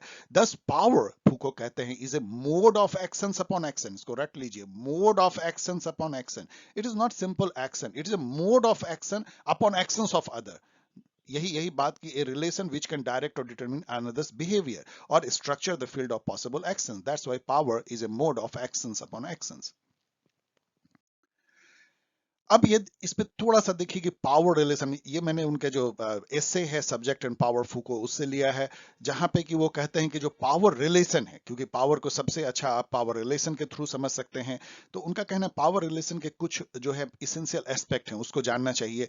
एक है कि it is a system of differentiation, जो मैंने आपको बोला कि सब्जेक्ट को आप डिवाइड करते हैं। आप मैड हो, आप सही हो, आप इल हो, आप हेल्दी हो, आप जो है स्टूडेंट हो, आप कॉलेज गोइंग स्टूडेंट हो, आप जो फेल्ड स्टूडेंट हो, आप टॉपर हो, हर तरह से आपको बांटता है। आप क्रिमिनल हो, आप नॉर्मल हो, आप सिविल हो, आप अनसिविल हो, ये एक्ट लीगल है।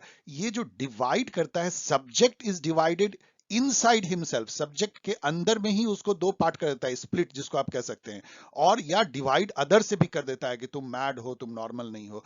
इस तरह से सब्जेक्ट को अपने से भी डिवाइड, एलिनिएशन आप समझ सकते हैं, एंड डिवाइडेड फ्रॉम अदर, जो आपने देखा कि कैसे क्रिमिनल या ल्यूनैटिक इन सबको अलग किया जाता है नॉर्मल से। Power has effect of exclusion, तो एक्सक्लूड किया जाता है, और इंक्लूजन, कुछ लोग को इंक्लूड करेंगे जो नॉर्मल होगा। आप हिटलर का याद कीजिए कैसे उन्होंने एक्सक्लूड किया ज्यूज को, वो एक फॉर्म ऑफ पावर था। Being normal, acceptable and deviant, को कौन नॉर्मल है कौन डेविएंट है, जो डेविएंट है उसको एक्सक्लूड किया जाएगा, जो नॉर्मल है उसको एक्सेप्ट किया जाएगा। सो पावर जो है एक ऐसा रिलेशन है जो डिसिप्लिन है, नॉर्मलाइजिंग है, आपको नॉर्मलाइज करता है जिससे कि आपको इंक्लूड किया सके। यदि नहीं कर पाएगा तो आपको डेविएंट करके फेंक दिया जाएगा। The type of objectives pursued by those who act upon the actions of other.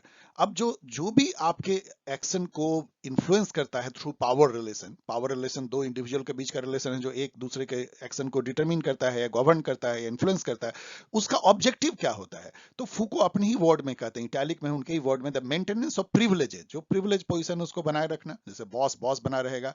Accumulation of profit, corporate में कैपिटलिस्ट में प्रॉफिट को एक्युमुलेट करना। Bringing the operation of statutory authority, जो स्टैट्यूटरी अथॉरिटी है वो अपने अथॉरिटी को बनाए रखना। Exercise of a function of A trade, trade में जो है वो भी, एंड कई कॉर्पोरेट में सामान बेचने के लिए, फिल्म में एक प्रोपेगेंडा चलाने के लिए, एक आइडियोलॉजी को लाने के लिए, सब सारे ऑब्जेक्टिव हो सकते हैं। The means of bringing power relation into being, और ये पावर रिलेशन आता कहाँ है, उसके जो मतलब उसके जो मीन्स हैं जिसके थ्रू, मीडियम के थ्रू ये पावर रिलेशन स्टैब्लिश किया जाता है, या तो थ्रेट ऑफ आर्म्स, सबसे जो बड़ा है, वायलेंस, मारेंगे। आइडियोलॉजी के थ्रू, जो आपने अल्थुजर में देखा। डिस्कोर्स मतलब क्या होता है, by linguistic method, by language, जैसे कि मैंने आपको कई बार बोला है, टुकड़े टुकड़े गैंग, कूल, सॉर्टेड, ये जो चीजें जो हम अपने डे टू डे में एक डिस्कोर्स से एक नॉलेज क्रिएट करते हैं, इसका ये मायने होता है। सो डिस्कोर्स इकोनॉमिक डिस्पैरिटी से भी लाया जाता है, रिच हो पुअर हो तो रिच का डोमिनेंट पुअर, सर्विलेंस से, ऑब्जर्वेशन से, सर्विलेंस स्टेट, सर्विलेंस जो है आप कैम्ब्रिज एनालिटिका को याद कीजिए, मैंने आपको बताया कॉर्पोरेट डेटा कलेक्ट करते हैं, वो जो है आपके ऊपर सर्विलेंस करता है। स्टेट जो है सर्विलेंस करता है डेटा ऑब्जर्वेशन के through, spying and all. And advertisement, सबसे बड़ा जो अभी मीन बन गया है, सोशल मीडिया एंड एडवर्टीजमेंट, इनके थ्रू जो है पावर रिलेशन को आप मैनिफेस्ट करते हैं। एंड किस तरह के इंस्टीट्यूशन में ये होता है, इंस्टीट्यूशन यदि आप खोजिए तो स्टेट और उसके जो फॉर्मल इंस्टीट्यूशन हैं, जो कोर्ट, प्रिजन, लॉ, ये तो हैं ही, पुलिस, आर्मी, वो जिसको जुरिडिकल पावर का इंस्टीट्यूशन कहते हैं। लेकिन इसके अलावा फूको कहते हैं कि जो सोशल साइंस 19th सेंचुरी में बना, जिसने कि ह्यूमन को एज ए ऑब्जेक्ट स्टडी करने की कोशिश शुरू कर दी साइंटिफिक वे में, वो खुद अपने आप में एक इंस्टीट्यूशन बन गया। साइकियाट्री, जिससे कि वो उनका पाला भी पड़ा था अपने लाइफ में, और उस पर उन्होंने बुक भी लिखा है, उसी से मैडनेस निकली है। And then family, school, medicine, corporate, media, film and what's not, मतलब हर जो है टेंटिकल्स, जो अल्थुजर ने भी कहा, उस तरह से आइडियोलॉजिकल स्टेट एपरेटस में, उसी तरह समाज में नस नस में जो है वो इंस्टीट्यूशन फैले हुए हैं, जिसके थ्रू पावर रिलेशन जो है एस्टैब्लिश किया जाता है, मैनिफेस्ट होता है, रियलाइज किया जाता है। फाइनली ये कहते हैं कि इसमें एक खास डिग्री ऑफ रेशनलाइजेशन है, ये कोई मैडनेस नहीं है। ये जो आपको लगा है कि ये पावर तो एवरीवेयर है, तो उसमें कोई पूरा रैशनल कैलकुलेशन होता है। ये साइंस ऑफ पावर है, टेक्नोलॉजिकल रिफाइनमेंट है कि कैसे इंप्लॉय किया जाए एक्सरसाइज ऑफ पावर को एक्सरसाइज करने के लिए पूरा थ्योरी बनाई जाती है, उसको स्टडी किया जाता है, और कितना उसमें कॉस्ट बेनिफिट एनालिसिस किया जाता है कि यदि हम किसी के ऊपर उसके बिहेवियर को चेंज करने की कोशिश करें एक इंडिविजुअल ग्रुप, तो उसका रेजिस्टेंस कितना होगा, उस रेजिस्टेंस को कंटेन करने के लिए हमें कितना खर्च करना पड़ेगा, चाहे ह्यूमन खर्च हो चाहे अदर रिसोर्सेज हो, और इस तरह से उसको रैशनलाइज किया जाता है। So it has a rational structure. ये जो पूरा पावर रिलेशन है जो फूको एक्सप्लेन कर रहे हैं, उस सब में रैशनलाइजेशन है, ऐसा नहीं है। एक टीचर भी ये जानता है कि कितने दूर तक जो है डिसिप्लिन कर सकता है और उसका क्या रिपरकशन हो सकता है। एक गवर्नमेंट जानती है कि जनता को कितने दूर तक जो है हम कंट्रोल कर सकते हैं, उसका क्या रिपरकशन हो सकता है। ये पूरा एक आपने भी देखा किसान आंदोलन में कैसे सरकार पीछे हट गई, क्योंकि वहां पे उन्हें लगा कि कॉस्ट जो है वो उसके बेनिफिट से ज्यादा हो रहा है। सो एक रैशनल स्ट्रक्चर होता है पावर को एक्सरसाइज करने की, पावर रिलेशन को एक्सरसाइज करने की। एंड फाइनली मैंने ये जोड़ा है उन्हीं के फूको के ही थॉट से कि power relation pre spouses freedom. ये बहुत इंपॉर्टेंट बात है। उनका कहना है कि देखो, मास्टर स्लेव के बीच में कोई पावर रिलेशन नहीं है। एक पुलिस जो जंजीर में जकड़ा हुआ प्रिजनर को पीट रहा है, उसके बीच में कोई पावर रिलेशन नहीं है। पावर रिलेशन केवल तब होता है जब दोनों इंडिविजुअल जिसके ऊपर पावर एक्सरसाइज किया जा रहा है, जिसके बिहेवियर को गवर्न या कंट्रोल किया जा रहा है, डायरेक्ट किया जा रहा है पावर रिलेशन से, और जो डायरेक्ट कर रहा है, दोनों फ्री बीइंग है। मतलब पर्टिकुलरली जिस पे पावर एक्सरसाइज किया जा रहा है वो एकदम फ्री है अपने विल में, तभी आप पावर रिलेशन देख सकते हैं। क्योंकि जब वो फ्री है अपने डिजायर, अपने विल में, अपने एक्शंस में, तब भी जो है वो पावर रिलेशन में वो डिसिप्लिन होता है, गवर्नड होता है दूसरे के एक्शन से, मोड ऑफ एक्शन से। तो ये है। एंड दूसरा उनका कहना है कि उसमें रेजिस्टेंस भी इसमें अंतर्निहित है। जब तक कि दूसरा आदमी उसको रेजिस्ट करने की हालत में नहीं है, फिर से आप किसान आंदोलन का ले लीजिए एग्जांपल, रेजिस्ट जब उन्होंने किया तब ये पावर रिलेशन बना बिटवीन द किसान एंड द गवर्नमेंट। अदरवाइज यदि आपने बिल्कुल उसको दबा के वैंक्विश कर दिया किसी एक साइड को, तो कोई पावर रिलेशन नहीं है। तब वो जो है वो डोमिनेंस, डोमिनेटेड हो गया, खत्म हो गया वो फिजिकल डोमिनेंस। तो ये फ्रीडम और रेजिस्टेंस दोनों इसमें अंतर्निहित है।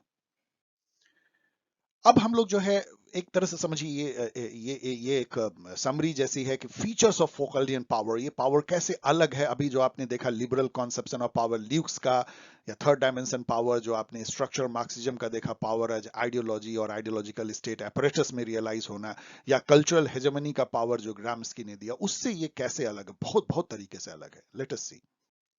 सबसे पहला जो फूको बोलते हैं कि ये पावर जो है कोई कंसंट्रेटेड मास या किसी एजेंसी या किसी स्ट्रक्चर में नहीं है, ये एवरीवेयर है। ये मैं बार बार बोल रहा हूं, everywhere, it is diffused, flowing everywhere like blood capillary. हर जगह से निकलता है, हर समाज के हर जगह दिखता है। मतलब पावर रिलेशन इतना परवेसिव है कि आप उससे बच नहीं सकते हैं। It is both away from agency, जो थर्ड फेसेस ऑफ पावर में ल्यूक्स बोलते हैं कि एजेंसी में है, मतलब कि एक पर्टिकुलर ह्यूमन बीइंग या ग्रुप ऑफ ह्यूमन बीइंग में। नो, स्ट्रक्चर जो अल्थुजर बोलते हैं कि आइडियोलॉजिकल पावर, जो कि आइडियोलॉजिकल स्टेट apparatus में है, स्ट्रक्चर में, दोनों से अलग है। ये एजेंसी स्ट्रक्चर दोनों से अलग कर लेते हैं। यहाँ पे आप पोस्ट मॉडर्निज्म देख सकते हैं जो कि एजेंसी स्ट्रक्चर दोनों से हट करके फिनोमेना को स्टडी करती है। देन ये कोई एपिसोडिक नहीं है, मतलब एक पर्टिकुलर मोमेंट में पावर लग रहा है, जैसे कि सॉवरेन पावर लगाता है, किसी को जेल करता है, ऐसा नहीं है। Neither exerted by one over other all the time. ऐसा नहीं है कि एक ग्रुप दूसरे ग्रुप को, जैसे कास्ट सिस्टम में लगातार पावर दिए जा रहा है। नो, जैसे आपने देखा कि वो उसमें दूसरा भी जो है वो पावर आपको पलट के कर सकता है, वो रजिस्ट कर सकता है, वो भी फ्री है। तो पावर रिलेशन जो है रेसिप्रोकल होता है, आप उसके बिहेवियर को चेंज करते हैं, वो आपके बिहेवियर को चेंज करता है। अभी किसान गवर्नमेंट का मैं तीसरी बार एग्जांपल दे रहा हूं, देखिए कैसे किसानों ने जो गवर्नमेंट के बिहेवियर को चेंज कर दिया, उन्होंने बिल को रिपील कर लिया। तो ये पावर रिलेशन है। तो ये हर समय होते रहता है, every day, socialised and embodied phenomena in all walks of life. कोई एक जगह नहीं है, all the time, every day, socialised, embodied phenomena of the all walks of life. मतलब एवरी टाइम पावर जो है इम्बॉडीड होता है ह्यूमन एक्शन में। जो आप कर रहे होते हैं वो किसी न किसी पावर के रिलेशन के अंदर आपका कंडक्ट जो है वो मॉडिफाइड फॉर्म में आगे आता है। You embody that, you enact that power relation. It is like governing other, making them governable. इस पे जो है फूको ने इतना ज्यादा, मैंने एक इंटरव्यू उनका दिया, आप देखिएगा, इतना ज्यादा वो गवर्नमेंट पे बोलते हैं। उनका कहना है गवर्नमेंट का एक जनरल मीनिंग है, गवर्नमेंट मतलब किसी के बिहेवियर को गवर्न करना। इट इज नॉट गवर्नमेंट ऊपर से जो जो उसको हम लोग सरकार समझते हैं, नो। तो ये जो है गवर्निंग है अदर को। जब आप दूसरे के बिहेवियर को डायरेक्ट करने लगते हैं, इन्फ्लुएंस करने लगते हैं, तो आप उसको गवर्न करने लगते हैं और उनको आप गवर्नेबल बनाते हैं। अब यहाँ पे यह है कि गवर्नमेंट या स्टेट के लिए आप उसको एक बेटर सब्जेक्ट बनाते हैं। कैसा सब्जेक्ट? जो बड़ा नॉर्मलाइज्ड है, स्टैंडर्डाइज है और डिसिप्लिन्ड है। तो वो बहुत आसान है उसको गवर्न करना किसी भी पुलिस, आर्मी, स्टेट के लिए, क्योंकि वो सेल्फ डिसिप्लिन्ड है। वो क्राइम करेगा ही नहीं, वो ट्रैफिक लाइट पे रुक जाएगा, वो उसको तोड़ेगा ही नहीं, वो चोरी करेगा ही नहीं, डकैती करेगा ही नहीं, वो कोई भी लॉ को ब्रेक करने की कोशिश करेगा ही नहीं। वो सेल्फ डिसिप्लिन्ड है, तो वो गवर्नेबल बन जाता है। And by disciplining and normalising, all but dominant and dominated faces power relation and are subjectified। जो मैंने आपको बोला, boss and subordinate both, school में टीचर एंड प्यूपिल बोथ, परिवार में पेरेंट एंड बच्चे बोथ, हॉस्पिटल में पेशेंट एंड डॉक्टर बोथ। कोई जो है सब्जेक्टिफिकेशन से बचा नहीं है। हर आदमी अपने को पावर रिलेशन में पाता है और अपने बिहेवियर को देख, मतलब महसूस करे ना करे, उसका बिहेवियर या कंडक्ट जो है मॉडिफाई होता है एक पावर रिलेशन से। देन जो बहुत बड़ी बात उन्होंने एक कही, जिसपे कि पूरी वीडियो बनाई सकती है, वो है कि पावर और नॉलेज लिंक्ड है। नॉलेज पावर से बाहर नहीं है। Power produces knowledge which in turn produces power. तो ये एक सर्कुलर है, पहले नॉलेज पावर नॉलेज क्रिएट करता है और जो फिर वो नॉलेज जो है वो पावर क्रिएट करता है। ट्रूथ जो है इस मायने में नथिंग बट सोशल कंस्ट्रक्ट। यही तो पोस्ट मॉडर्निज्म है कि ट्रूथ कोई ऑब्जेक्टिव ट्रूथ नहीं जिसको कि आप खोज सकते हैं। It is just social construction, regime of truth, commonly accepted norm, believe, value, practices. ये जो है यही ट्रूथ है। एक पर्टिकुलर टाइम में ट्रूथ जो है बदल जाता है। आज का ट्रूथ जो है पहले के ट्रूथ से अलग है, आज से 200 साल पहले का ट्रूथ। आज जो सामाजिक जीवन में ट्रूथ है, और इनका कहना फूको का कि ये जो रिजीम ऑफ ट्रूथ कैसे स्टैब्लिश होता है, जो पावर में होते हैं, जो पावर रिलेशन में, जो एडवांटेजेस पोजीशन में है, उनका जो विचार है वही तो commonly accepted norm, belief, truth, practices में बदल जाता है। वैसे ये एग्जैक्टली ऐसा नहीं कहते जो मैं कह रहा हूं, ये तो फिर आप एजेंसी पे चले गए, लेकिन इस तरह से रिजीम ऑफ ट्रूथ बदलता है। मतलब इस प्रोसेस से, जहां पे कि वो सोशली कंस्ट्रक्टेड होता है truth through many many many many many power relations, और उसके मैकेनिज्म से ट्रूथ जो है पैदा होता है, सोशली कंस्ट्रक्टेड होता है। और उसी रेजिम ऑफ ट्रूथ में एक इंडिविजुअल अपने को पाता है, और उस रेजिम ऑफ ट्रूथ में यदि आप अपने को इम्बेडेड पाते हैं तो आप एक सब्जेक्ट बन गए उस रेजिम ऑफ ट्रूथ के।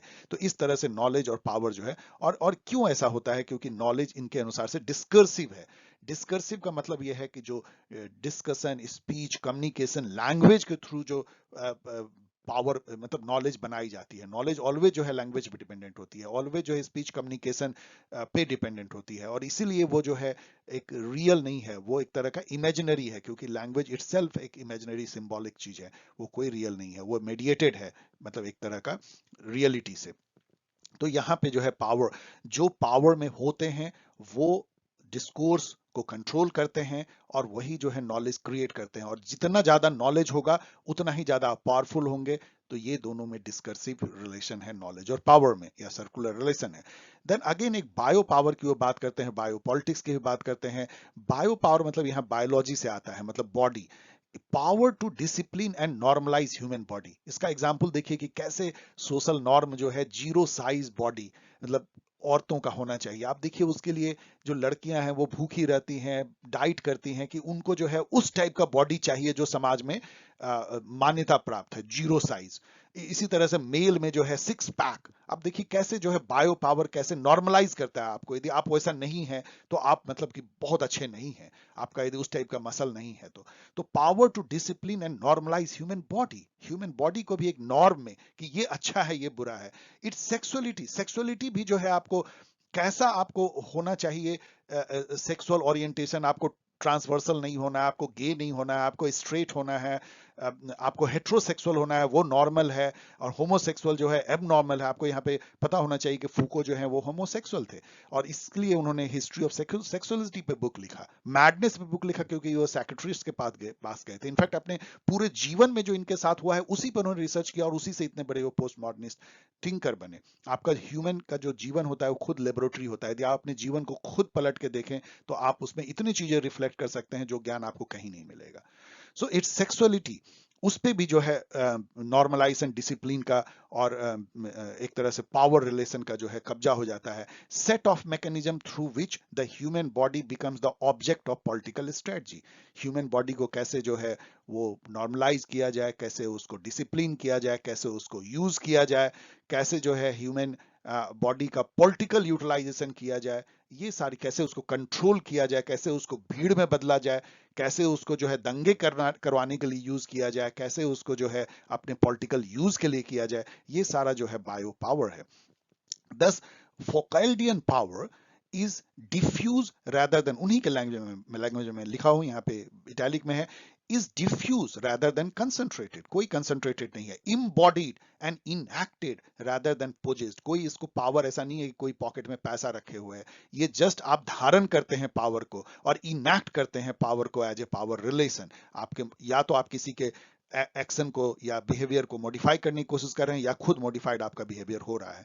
इट इज डिस्कर्सिव, जो आपने बोला लैंग्वेज के थ्रू, कम्युनिकेशन, स्पीच के थ्रू बना हुआ पावर है, rather than purely coercive, purely लाठी के बेसिस पे नहीं है, वायलेंस के बेसिस पे नहीं है, डिस्कर्सिव है। It is discursive rather than purely coercive. It constitute agent, ये ह्यूमन या सब्जेक्ट को कंस्टिट्यूट करता है, आप जो बनते हो आपके आइडेंटिटी का पार्ट ये पावर बनता है, rather than being deployed by them, ये कोई आपके ऊपर कोई डिप्लॉय नहीं करता इस पावर को, क्योंकि ये कोई कंसंट्रेटेड मास जैसा तो है ही नहीं। ये लाइन मैं केवल आपको इसलिए दे रहा हूं कि मुझे इतना अच्छा लगा, फूको के खुद का लाइन है ये उसी एसे में, subject and power. Power incites, it induces, it seduces, it makes easier or more difficult to act, मतलब कुछ करने को। In the extreme, it constrain or forbids absolutely. It is nevertheless always a way of acting upon acting subject or acting subjects by virtue of their acting or being capable of action, a set of actions upon action. ये range of possibility खोलता भी है।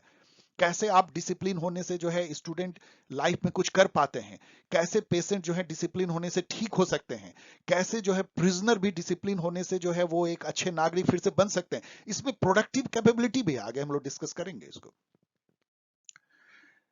अब ये मैंने इसलिए लिया है कि एक बार क्वेश्चन पूछी गई है मैं पॉलिटिकल साइंस में, इसलिए भी द पैनोप्टिकन ये एक इंपॉर्टेंट कॉन्सेप्ट भी है फूको का, उन्होंने बेंथम से लिया है। पैनोप्टिकन क्या आप देख सकते हैं, एक प्रिजन, एक आर्किटेक्चर जेरेमी बेंथम में बनाया था, जिसमें कि एक प्रिजन में एक सेंट्रल टावर है, यहाँ पे एक गार्ड को खड़ा कर दीजिए तो वो हर प्रिजनर पे नजर रख सकता है, लेकिन प्रिजनर जो है गार्ड को नहीं देख पाता है, एक सेंट्रल टावर जो कि ऑब्जर्वेटरी जैसा है। ये पैनोप्टिकन का उनका डिजाइन था।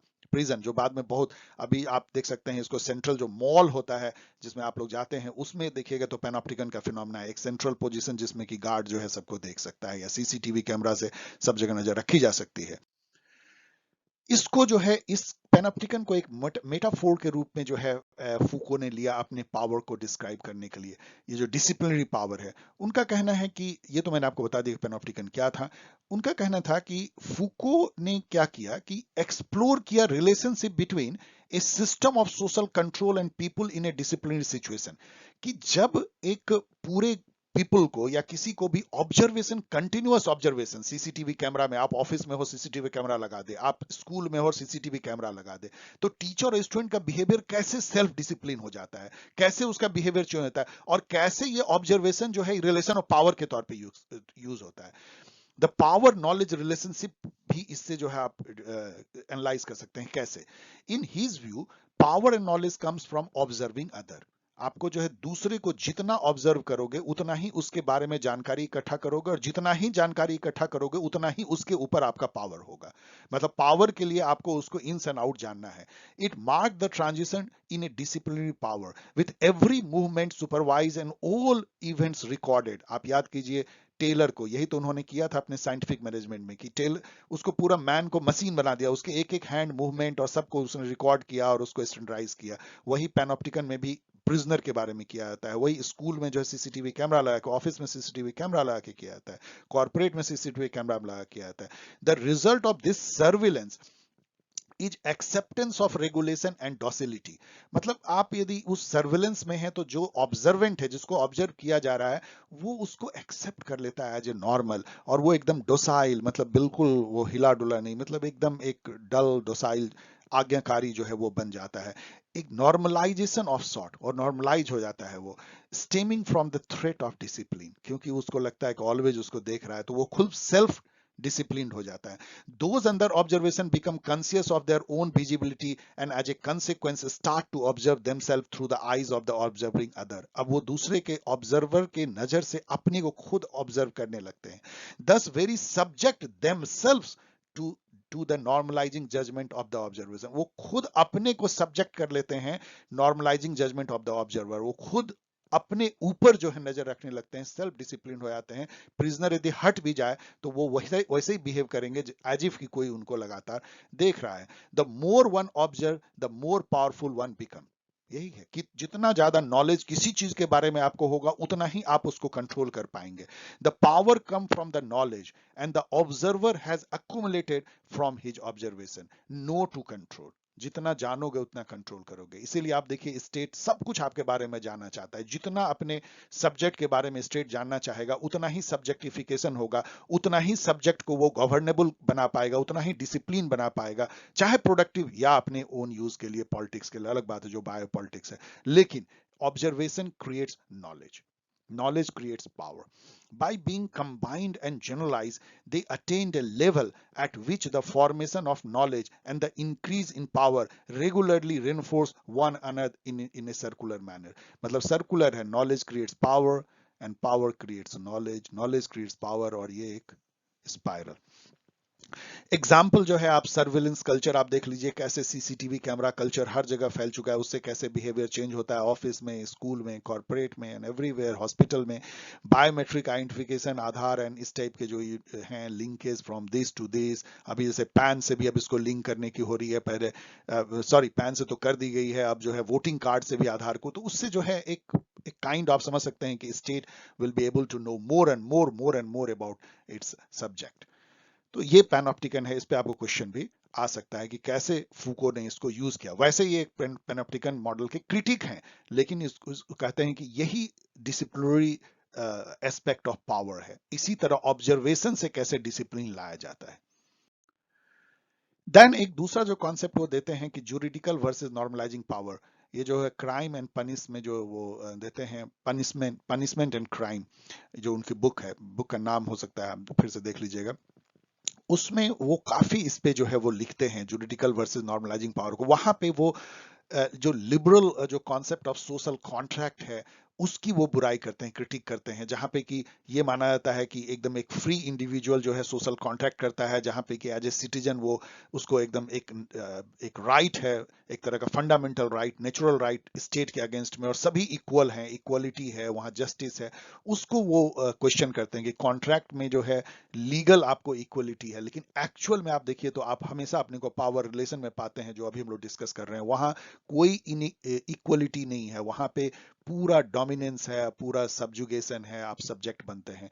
तो एक तरह का वो फैकेट है जो लिबरल कॉन्ट्रैक्ट जो है, चाहे वो सोशल कॉन्ट्रैक्ट हो, और वहां पे जो लॉ का जो कॉन्सेप्ट है कि इक्वलिटी बिफोर लॉ, वो एक वीनियर है, वो एक आवरण है. उसके अंदर में जो है ये पावर रिलेशन, जो नेक्सस, जो network of power relation, family से लेके और मंदिर से लेके और हॉस्पिटल से लेके साइकियाट्री, क्लिनिक, कॉर्पोरेट, एडवर्टीजमेंट में जो नस नस में समाज के समाया हुआ है, उसमें कोई जो है इक्वलिटी नहीं है, कोई राइट नहीं है, इक्वल राइट नहीं है. और वहां पे सबके बिहेवियर जो है वो डिसिप्लिन्ड हो रहे हैं बाय ऑब्जर्वेशन, और वहां नॉर्मलाइज हो रहे हैं, लोगों को सब्जेक्ट बनाया जा रहा है, अच्छे और बुरे के लिए, वो अलग बात है.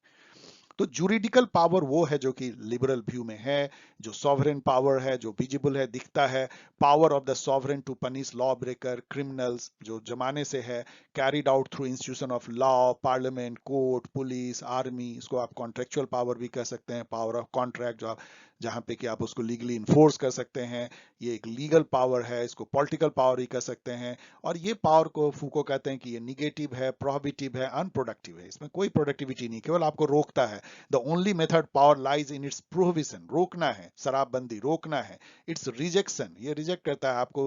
क्रिमिनल को समाज से बाहर निकाल दो, मैड को समाज से बाहर निकाल दो, एक्सक्लूड करता है, रिफ्यूज करता है आपको कुछ करने से, ब्लॉक करता है, कंसील करता है, क्योंकि अब तो ये कहते हैं कि प्रिजनर, ल्यूनैटिक, सबको आप जो है दीवार के अंदर रखते हो, हम देख भी नहीं पाते हैं। पहले तो आपको प्रिजनर को सड़क पे जो है गोली मारी जाती थी तो लोग देखते थे, गुस्सा भी करते थे, उनको समझ में आता था। अब तो सब पर्दे के पीछे होता है, इवन फांसी भी वो मास्क हो गया है। इस तरह का पावर जो है, इस पे आप काफी और पढ़ाई कर लीजिए, इससे क्वेश्चन भी पूछा सकता है कि उनका डिफरेंस क्या था जूरिडिकल वर्सेस नॉर्मलाइजिंग पावर में। अब आइए कि जो नॉर्मलाइजिंग पावर या डिसिप्लिन पावर, अभी तक हम लोग सब उसी के बारे में देख रहे थे, तो उसको एक बार फिर से देखिए और कैसे ये प्रोडक्टिव है, इस पे थोड़ा हम लोग बात करेंगे।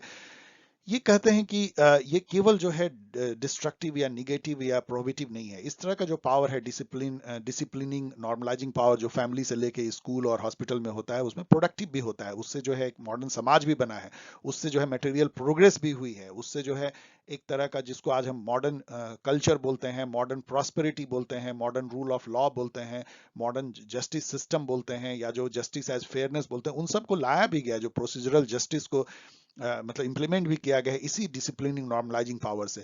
This form of power applies itself to immediate every day life which categorise the individual. ये हम लोगों ने बार बार देखा कैसे आपको जो है कैटेगराइज करते हैं कि आप मैड हो, आप नॉर्मल हो, आप फैट हो, आप थीन हो, आपका बॉडी जो है अच्छा है, आपका बॉडी बुरा है, आप जो है वो पेशेंट हो, आप जो है हेल्दी हो, आप स्कूल हो, आप स्कूल ड्रॉप आउट हो, आप ब्रिलियंट हो, आपका आईक्यू कम है, like that categorise the individual, mark him by his own individuality. Madness को मतलब आपका जो इंडिविजुअलिटी है, आप डिफरेंट हो, आप अलग सोचते हो, लेकिन नहीं, आपको उसको कहा गया नो, आप डिफरेंट नहीं हो, आप ल्यूनैटिक हो, आप मैड हो, आप अलग नहीं हो।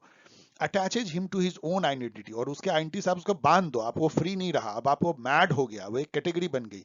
Imposes a law of truth on him, और फिर कहो कि ट्रूथ ये है कि ऐसा होना मैड है, और दूसरा ट्रूथ, रेजिम ऑफ ट्रूथ ये है कि मैड लोग नॉर्मल ह्यूमन बीइंग के साथ नहीं रहेंगे, चाहे आप मदर फादर ही क्यों ना, आपको एसएलएम में डाल दिया जाएगा, आपको जो है वो जंजीर में भी जकड़ा जाएगा यदि आप ज्यादा हल्ला गुल्ला करोगे, आपसे मिलने के लिए भले वीकली आपके बच्चे आ जाएंगे। तो रेजिम ऑफ ट्रूथ उस पर इंपोज किया जाता है, विच ही मस्ट रिकॉग्नाइज, और उस आदमी को रिकॉग्नाइज करना पड़ता है क्योंकि वो सब्जेक्ट हो चुका है, which others have to recognise him in, और अदर्स को भी जो है वो रेजिम ऑफ ट्रूथ कहता है कि तुम रिकॉग्नाइज करो कि तुम्हारा फादर नहीं है, ये मैड है, ये ल्यूनेटिक है, ये डिफरेंट नहीं है, वो तुम्हारे फैमिली में नहीं रह सकता है। It is a form of power which makes individual subject, और इसी के थ्रू सब्जेक्टिफिकेशन होता है। ये इटैलिक में है, उन्हीं के लैंग्वेज में है, मैंने एक्सप्लेन केवल किया है।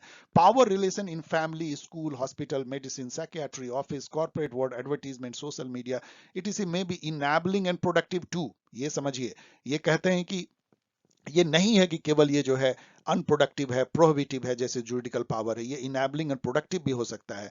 इट प्रोड्यूसेस रियलिटी, सबसे बड़ी बात है कि जो नॉलेज जो प्रोडक्शन होता है, सोशली कंस्ट्रक्टेड होता है, वो इसी पावर रिलेशन के थ्रू होता है। इट प्रोड्यूसेस रियलिटी, वो रियलिटी जो सोशली कंस्ट्रक्टेड है, उसी से तो हमारा काम चलता है, रेजिम ऑफ ट्रूथ बनती है। It produces domains of object and rituals of truth, मतलब ये यही, जैसे कि पुल है, हॉस्पिटल है, पार्लियामेंट है, ये प्रोड्यूसेस डोमेन्स ऑफ ऑब्जेक्ट जिससे हमारा काम चलता है, जो चाहे वो सोशली कंस्ट्रक्टेड हो, चाहे वो किसी भी तरह हो, लेकिन वही हम क्रिएट करते हैं, डोमेन्स ऑफ ऑब्जेक्ट क्रिएट करते हैं। रिचुअल्स ऑफ ट्रूथ, जो हम रेजिम ऑफ ट्रूथ करते हैं, उसमें जो हम प्रैक्टिसेस करते हैं, वो रिचुअल ऑफ ट्रूथ इसी से क्रिएट होती है। The individual and the knowledge that may be gained of him belong to this production, और जो ह्यूमन के बारे में हम जितना जानते हैं और उसके बॉडी के बारे में उसको जो टेम करते हैं, डिसिप्लिन करते हैं, उससे जो यूज करते हैं, चाहे वो प्रोडक्शन में करें, चाहे वो इकोनॉमिक, सोशल प्रोडक्शन या एनी टाइप ऑफ सर्विसेज में करें, वो इसी से आता है। डिसिप्लिन सेल्फ सब्जेक्टिफिकेशन, जो सेल्फ डिसिप्लिन है और खुद अपने को हम सब्जेक्ट बनाते हैं, constitute a precondition for the empirical realisation of normative principle of procedural justice and fair concerted power. ये सब उन्हीं के लैंग्वेज में है, इटैलिक में है। मतलब कि ये जो सब्जेक्टिफिकेशन है, ये समाज के लिए बहुत बड़ा काम करता है, क्योंकि इसी से जो है प्रोसीजरल जस्टिस, मॉडर्न जितना भी जो समाज का सिस्टम, और जो फेयर कंसर्टेड पावर का जो कॉन्सेप्ट है, ये कॉन्ट्रैक्ट हो, चाहे वो लिबरल जो कॉन्स्टिट्यूशनल अरेंजमेंट हो, वो सब जितने भी आप जो अभी देखते हैं जिसमें कि हम जीते हैं, डेमोक्रेसी है, उन सब का फाउंडेशन यही है कि इस टाइप का जो है सब्जेक्ट हो, जो सेल्फ सब्जेक्टिफिकेशन अपने को करता है, जो डिसिप्लिन्ड है, जिसको कि आपको हमेशा मारना नहीं पड़ता है, वायलेंस के थ्रू आपको उसको टेम नहीं करना पड़ता है, वो खुद ही जो है टेम्ड है, वो सब्जेक्ट बन चुका है, क्योंकि जो रेजिम ऑफ ट्रूथ है उसमें वो धसा हुआ है, उसके रिचुअल को निभाता है, और वो इतना मतलब कि अपने को उसने नॉर्मलाइज कर लिया है कि आपके लिए वो बेस्ट गवर्नेबल है, और आपके लिए वो मैनेजर बन सकता है, स्कूल टीचर बन सकता है, आपके लिए पेशेंट बन सकता है, आपके लिए डॉक्टर बन सकता है, और हर रोल वो निभा सकता है, क्योंकि वो एक सब्जेक्ट है। तो ये एक प्रोडक्टिव पावर भी हो सकता है ये सब्जेक्टिफिकेशन, ऐसा उनका कहना है। इस पे आपको क्वेश्चन ये आ सकता है कि कैसे उन्होंने कहा कि पावर जो है प्रोडक्टिव भी है, इस मायने में वो कैसे जुरिडिकल पावर से अलग है। फूको का फाइनली यदि हम देखें तो कॉन्सेप्शन ऑफ पावर को बहुत तरीके से, या पूरे फूको के ही थॉट को, पोस्ट मॉडर्निज्म को देखिए कि जो बुराई की जाती है कुछ चीजें, जो ल्यूक्स का मैंने इंटरव्यू देखा, उन्होंने उन्होंने ये कहा कि उनका जो थर्ड डायमेंशन है वो बहुत चीजों को इंक्लूड करता है, उसमें फूको का जो पावर है, जो डिफ्यूज, वो भी है उसमें, लेकिन Foucault took power away from both agency और स्ट्रक्चर। लेकिन ये इतना, मतलब वो हर जगह से हटा लिया, ना एजेंसी में है ना स्ट्रक्चर है, making it so diffuse amorphous, मतलब एकदम बिल्कुल फैला हुआ, कोई मतलब कंक्रीट नहीं, that its study becomes difficult and somewhat meaningless. क्या पावर का स्टडी करना है यदि हर कोई डिसिप्लिन्ड है, हर कोई डिसिप्लिनर है, हर कोई सब्जेक्ट है, हर कोई सब्जेक्ट बना रहा है, हर कोई खुद किसी का सब्जेक्ट है, हर कोई पावर रिलेशन में है, डोमिनेट भी कर रहा है, डोमिनेटेड भी है, लिबरेटिंग भी है, कंट्रोलिंग भी है, पावर प्रोडक्टिव भी है, प्रोहिबिटिव भी है। तो क्या स्टडी, तो सब कुछ पावर हो गया, ये ल्यूक्स कहते हैं। ल्यूक्स ये भी कहते हैं कि पावर जो है, ये कहना फूको का कि पावर इटसेल्फ, सेल्फ को ही कंस्टिट्यूट करता है, जो इंडिविजुअल है वो पावर से ही अपने को वो सब्जेक्ट बनाता है, मतलब कि इंडिविजुअल के बनने में जो एक कंस्टिट्यूटिव एलिमेंट है वो पावर है या पावर रिलेशन है। तो ये इनका कहना है कि ही गॉन टू फार, मतलब पावर को इतना परवेसिव इस तरह से बना देना कि वो ह्यूमन को कंस्टिट्यूट करता है, मैन को कंस्टिट्यूट करता है, ये इट इज टू फार। फिर उसका स्टडी बहुत डिफिकल्ट हो जाएगा, जो पोस्ट मॉडर्निज्म में है उसका कोई मीनिंग नहीं रह जाएगा। देन हैबरमास जो है वो कहते हैं कि his theory of power is a kind of powerful nihilism है, जो जो नीजे से आता है, बहुत ज्यादा इन पे नीजे का असर है फूको पे। एक तरह के ये एनार्किस्ट ग्रुप इन्होंने ज्वाइन किया था, पहले ये कम्युनिस्ट थे अपने टीचर अल्थुजर के साल के बाद में निहिलिज्म, इन्होंने एनार्किज्म ज्वाइन किया। तो निहिलिज्म इनमें काफी है। निहिलिज्म क्या है? नॉर्मलेसनेस, कुछ भी किसी चीज को नहीं मानना, समाज का कोई गवर्नेंस को नहीं मानना, मतलब हम एकदम ऐसा फ्री होना कि कुछ भी हमारे ऊपर बंधन नहीं है, कोई हमें कंट्रोल ना करे, कोई हमारा पावर रिलेशन ना हो, ना गवर्नमेंट का, ना स्कूल का, ना फैमिली का, ना हॉस्पिटल का, ना साइकियाट्री का, ना प्रिजन का। ऐसा निश्चंद, निश्चंद कह लीजिए या स्वच्छंद जीवन जिसको आप कह सकते हैं, वो निहिलिज्म इनमें है। हर बैरियर को तोड़ना, जो कि काफी डेंजरस भी हो सकता है। देन कई थिंकर इनको इनको कहते हैं कि ये रेडिकल हिस्टोरिज्म के शिकार हैं। इनका जो थिंकिंग है, जिसको कि आप एक्सट्रीम सोशल कंस्ट्रक्टिविज्म कहते हैं, यानी कि ट्रूथ सोशली कंस्ट्रक्टेड है, सब कुछ सोशली कंस्ट्रक्टेड है, कोई चीज जो है वो नेचुरल नहीं है, नेचर तक सोशली कंस्ट्रक्टेड है। इनके व्यू में इवन ये जानने के लिए फूल, पत्ती, पौधे और धरती है, हमें उसको सोशली कंस्ट्रक्ट करना पड़ता है, तब हम समझ पाते हैं कि ये है, कोई नेचर नहीं है, नथिंग इज नेचुरल। तो ये इनका जो है एक बुराई की जाती है। देन क्रोनिक स्केप्टिज्म, जो कि इसी से निकलता है निहिलिज्म से, कि question all claims of authority and obligation, मतलब सब बंधन को तोड़ देना, और negate all knowledge as discursive, और नॉलेज को भी नकार देते हैं कि कोई नॉलेज जो है वो ट्रूथ के परे नहीं है, वो रेजिम ऑफ ट्रूथ, मतलब जो जो बनाई जाती है सोशली कंस्ट्रक्टेड, कोई true does not lie outside power, जो है कि पावर का जो है एक मैनिफेस्टेशन है ट्रूथ, वो कोई अपने आप में ऑब्जेक्टिव ट्रूथ नहीं है, वो रेजिम ऑफ ट्रूथ से ट्रूथ क्रिएट की गई है पावरफुल लोगों के द्वारा या पावर के डायमेंशन के द्वारा। लोग तो यहाँ बोलेंगे नहीं, क्योंकि एजेंसी है जो जो रिलेशन ऑफ पावर से क्रिएट की गई है। तो इसको भी जो है कई लोग इनको इसकी बुराई करते हैं। फाइनली यदि इस लॉन्ग डिस्कशन को हम सम अप करें, यदि तीनों के जो जो तीन हमने आपको बताया उसकी यदि एक तरह से कंपेयर करें, तो third dimension of power, just recall कीजिए, it was power to manipulate the preference, belief and desire of the dominated people, power to shape ideology, world view and social norm, and people willingly submit to such power considering them as norm, common sense, given, natural, divinely ordered and beneficial, invisible. ये power invisible है, covert है, internalise है, non observable power है, most insidious, pervasive and potent force of power है, लेकिन ये agency में focused है। ल्यूक्स कहते हैं समवन सब group possessing this power over the powerless. तो ये थर्ड डायमेंशन ऑफ पावर है, रेडिकल व्यू में उन्होंने कहा था। जब अल्थुजर इसको एक अलग जो है क्लास डायमेंशन देते हैं, ये कहते हैं कि power as making individual as subject by ideological hailing और इंटरपेलेशन, पावर जो है as a class domination through state apparatus, जिसको उन्होंने आइडियोलॉजिकल स्टेट एपरेटस बोला। It is very similar to third dimension of power of Lukes, लेकिन ये ज्यादा structural है, क्योंकि ये आईसे के थ्रू ये जो है मैनिफेस्ट होता है। यहाँ फोकस जो है क्लास डोमिनेंस पे है, एंड टेंटिकल्स ऑफ स्टेट, जिसको उन्होंने आईएसए बोला, which create and exert ideological power, and ideological power reproduces capitalist social structure. Main बात यह है कि जो आइडियोलॉजिकल पावर है वो रिप्रोड्यूस करता है कैपिटलिस्ट सोशल स्ट्रक्चर, मतलब रिलेशन ऑफ प्रोडक्शन को, जहां पे कि मोड ऑफ प्रोडक्शन किसी माइनॉरिटी कैपिटलिस्ट क्लास के हाथ में है और बाकी जो मासेज है वो अपने लेबर को सेल करते हैं।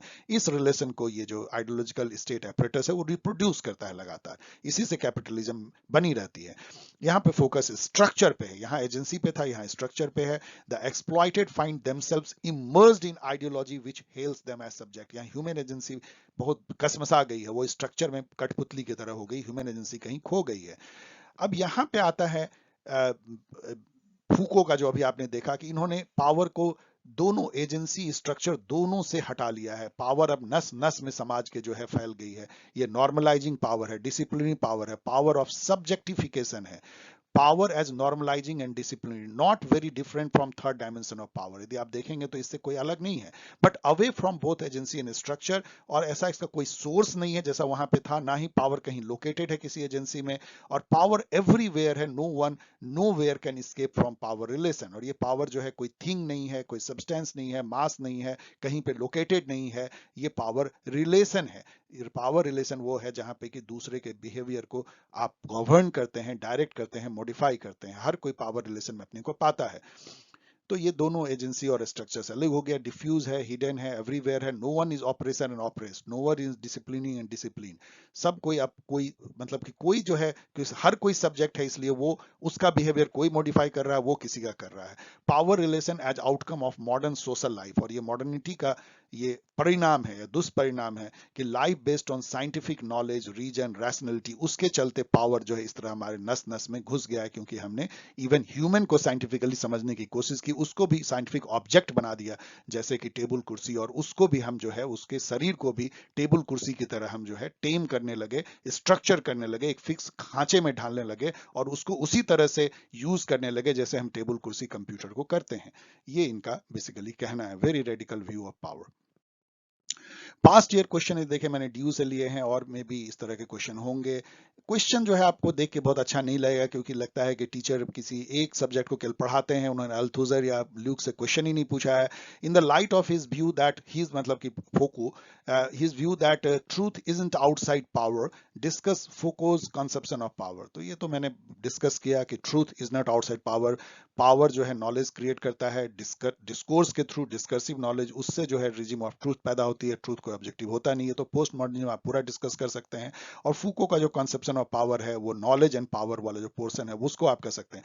यहाँ पे मैं आपको एक चीज कहूंगा कि एमए के आंसर लिखने में आप कभी अपने को बाउंड मत कीजिए। जहां दिया है फूकोज कंसेप्शन ऑफ पावर, आप जितना लिख सकते हैं, जो भी आपने पढ़ा है सब कुछ लिख दीजिए। केवल आपका फोकस थोड़ा सा नॉलेज, पावर और रिजिम ट्रूथ पे होना चाहिए, लेकिन लिखना आपको सब कुछ है। Discuss Foucault's notion of productive power, जो अभी आपने देखा कि कैसे नॉर्मलाइजिंग या डिसिप्लिनिंग पावर जो है वो प्रोडक्टिव हो सकती है, कैसे वो गवर्नेबल सब्जेक्ट बनाता है, जो सारा विकास का काम, जो अभी जो प्रोडक्शन सोर्स, जिसको आप इकोनॉमिक प्रोडक्शन कहिए, सर्विसेज कहिए, सब कुछ जो है वो इसी पावर रिजीम में रहते हुए, या कहिए रिलेशन ऑफ पावर में रहते हुए, सब्जेक्ट बना हुआ एक इंडिविजुअल कर पाता है। ये इवन प्रोसीजरल जस्टिस के लिए भी इंपॉर्टेंट है। उस पार्ट को आपको थोड़ा हाईलाइट करना है। Is it same as liberal understanding of power? नहीं, लिबरल अंडरस्टैंडिंग ऑफ पावर वो है जो ल्यूक्स कहते हैं, जो एजेंसी में निहित होता है, जो डोमिनेंस है, जो मतलब कि, या जुरिडिकल पावर, जो पावर कॉन्ट्रैक्ट को तोड़ने और सोशल कॉन्ट्रैक्ट में राइट और सोवरेन के पावर से निकलता है, जो law and rule of law से आता है। इन दोनों को आप लिबरल पावर से कंपेयर कर सकते हैं, और वो कैसे जो है इस पोस्ट मॉडर्निस्ट पावर व्यू से अलग है, इसको आप कंपेयर कर सकते हैं। Write and essay on the panopticon as a model of power. इसमें तो आप अगेन देखिए, पैनोप्टिकन को आप लिखिए, लेकिन इसमें फूको का जो पूरा कॉन्सेप्ट है डिसिप्लिनरी एंड नॉर्मलाइजिंग पावर, वो पूरा लिख दीजिए, और वो कैसे अलग है एक लिबरल कॉन्सेप्शन ऑफ पावर से, उसको भी लिख दीजिए। सब कुछ इसमें आप लिख सकते हैं।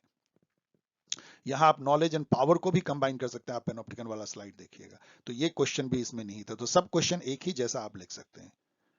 लेकिन ये बहुत अजीब है। मुझे ये बताया गया है कि डीयू में टीचर बहुत सेलेक्टिव पढ़ाते हैं, और वो कहते हैं कि जो मैंने पढ़ा है उसी से हम क्वेश्चन पूछेंगे, तो इसलिए स्टूडेंट भी उस तरह से पढ़ते हैं। बट ये आपको कंपटीशन बहुत आगे नहीं ले जाएगा, क्योंकि यूजीसी नेट में तो आपको अल्थुजर भी पूछा जाएगा, ल्यूक्स भी पूछा जाएगा। तो आपको सभी कुछ पढ़ना है, चाहे आप एग्जाम में भले ही आपको वो सेलेक्टेड पढ़ाई करनी पड़े। डियर स्टूडेंट्स, रेफरेंसेस जो है मैंने काफ़ी सारे दिए हैं। अब इसको मैं बताऊंगा तो आपको और 1-2 मिनट लग जाएगा। ऐसे ही 1.5 घंटे से ज़्यादा का वीडियो बन चुका है। लेकिन मैं कुछ जरूर कहूंगा कि मैंने इंटरव्यू जो है वो अल्तुजर का देखा, इतना मज़ेदार है। आप देख सकते हैं, उसकी इंग्लिश में सबटाइटल है। अल्तुजर के मुंह से खुद ही सुनना कि वो क्या कैसे आइडियोलॉजिकल स्टेट एपरेटस को एक्सप्लेन करते हैं, बहुत ही एक्साइटिंग होगा, मुझे ऐसा लगा। इसी तरह से फूको को मैंने खुद सुना कि फूको पावर के बारे में क्या कहते हैं। और स्टीवन ल्यूक्स का इंटरव्यू तो मैंने काफ़ी देखा, उन्होंने भी अपने थर्ड डायमेंशन ऑफ पावर को खुद एक्सप्लेन किया। तो आप इन सबको देखिए। और भी बहुत सारे वीडियो हैं जिसमें कि आप हॉर्सेज माउथ से, मतलब किसी दूसरे के नहीं, फूको के ही मुंह से सुनिए कि उनका कॉन्सेप्शन ऑफ पावर क्या है। आप ल्यूक्स के मुंह से सुनिए उनका थर्ड डायमेंशन ऑफ पावर क्या है। एंड देन जर्नल आर्टिकल जो है मैंने यहाँ 4 लिखा है, लेकिन मैंने काफ़ी इसके लिए पढ़ा है। इग्नू की मटेरियल मैंने केवल अल्थुजर पे पढ़ी है, और ये दोनों जो डीयू में रीडिंग लिस्ट है ये भी अच्छा है, आप उसको पढ़ सकते हैं। ऑल इसमें से सभी नेट पे फ्रीली, आपको कोई किताब खरीदने की जरूरत नहीं है, कोई बुक की जरूरत नहीं है, सब नेट पे अवेलेबल है। So okay, thanks for watching this long long video. मैं फिर से बोलूंगा, आप इसको 3 पार्ट में देखिए, कोई प्रॉब्लम नहीं है। पार्ट 1, पार्ट 2, पार्ट 3 डाउनलोड कर सकते हैं आप एग्जाम गाइड को, यदि आप एंट्रेंस एग्जाम की तैयारी कर रहे हैं। And all the best. आप website, email, Twitter and Telegram channel सबसे मुझसे जुड़िए। Bye, see you next, bye.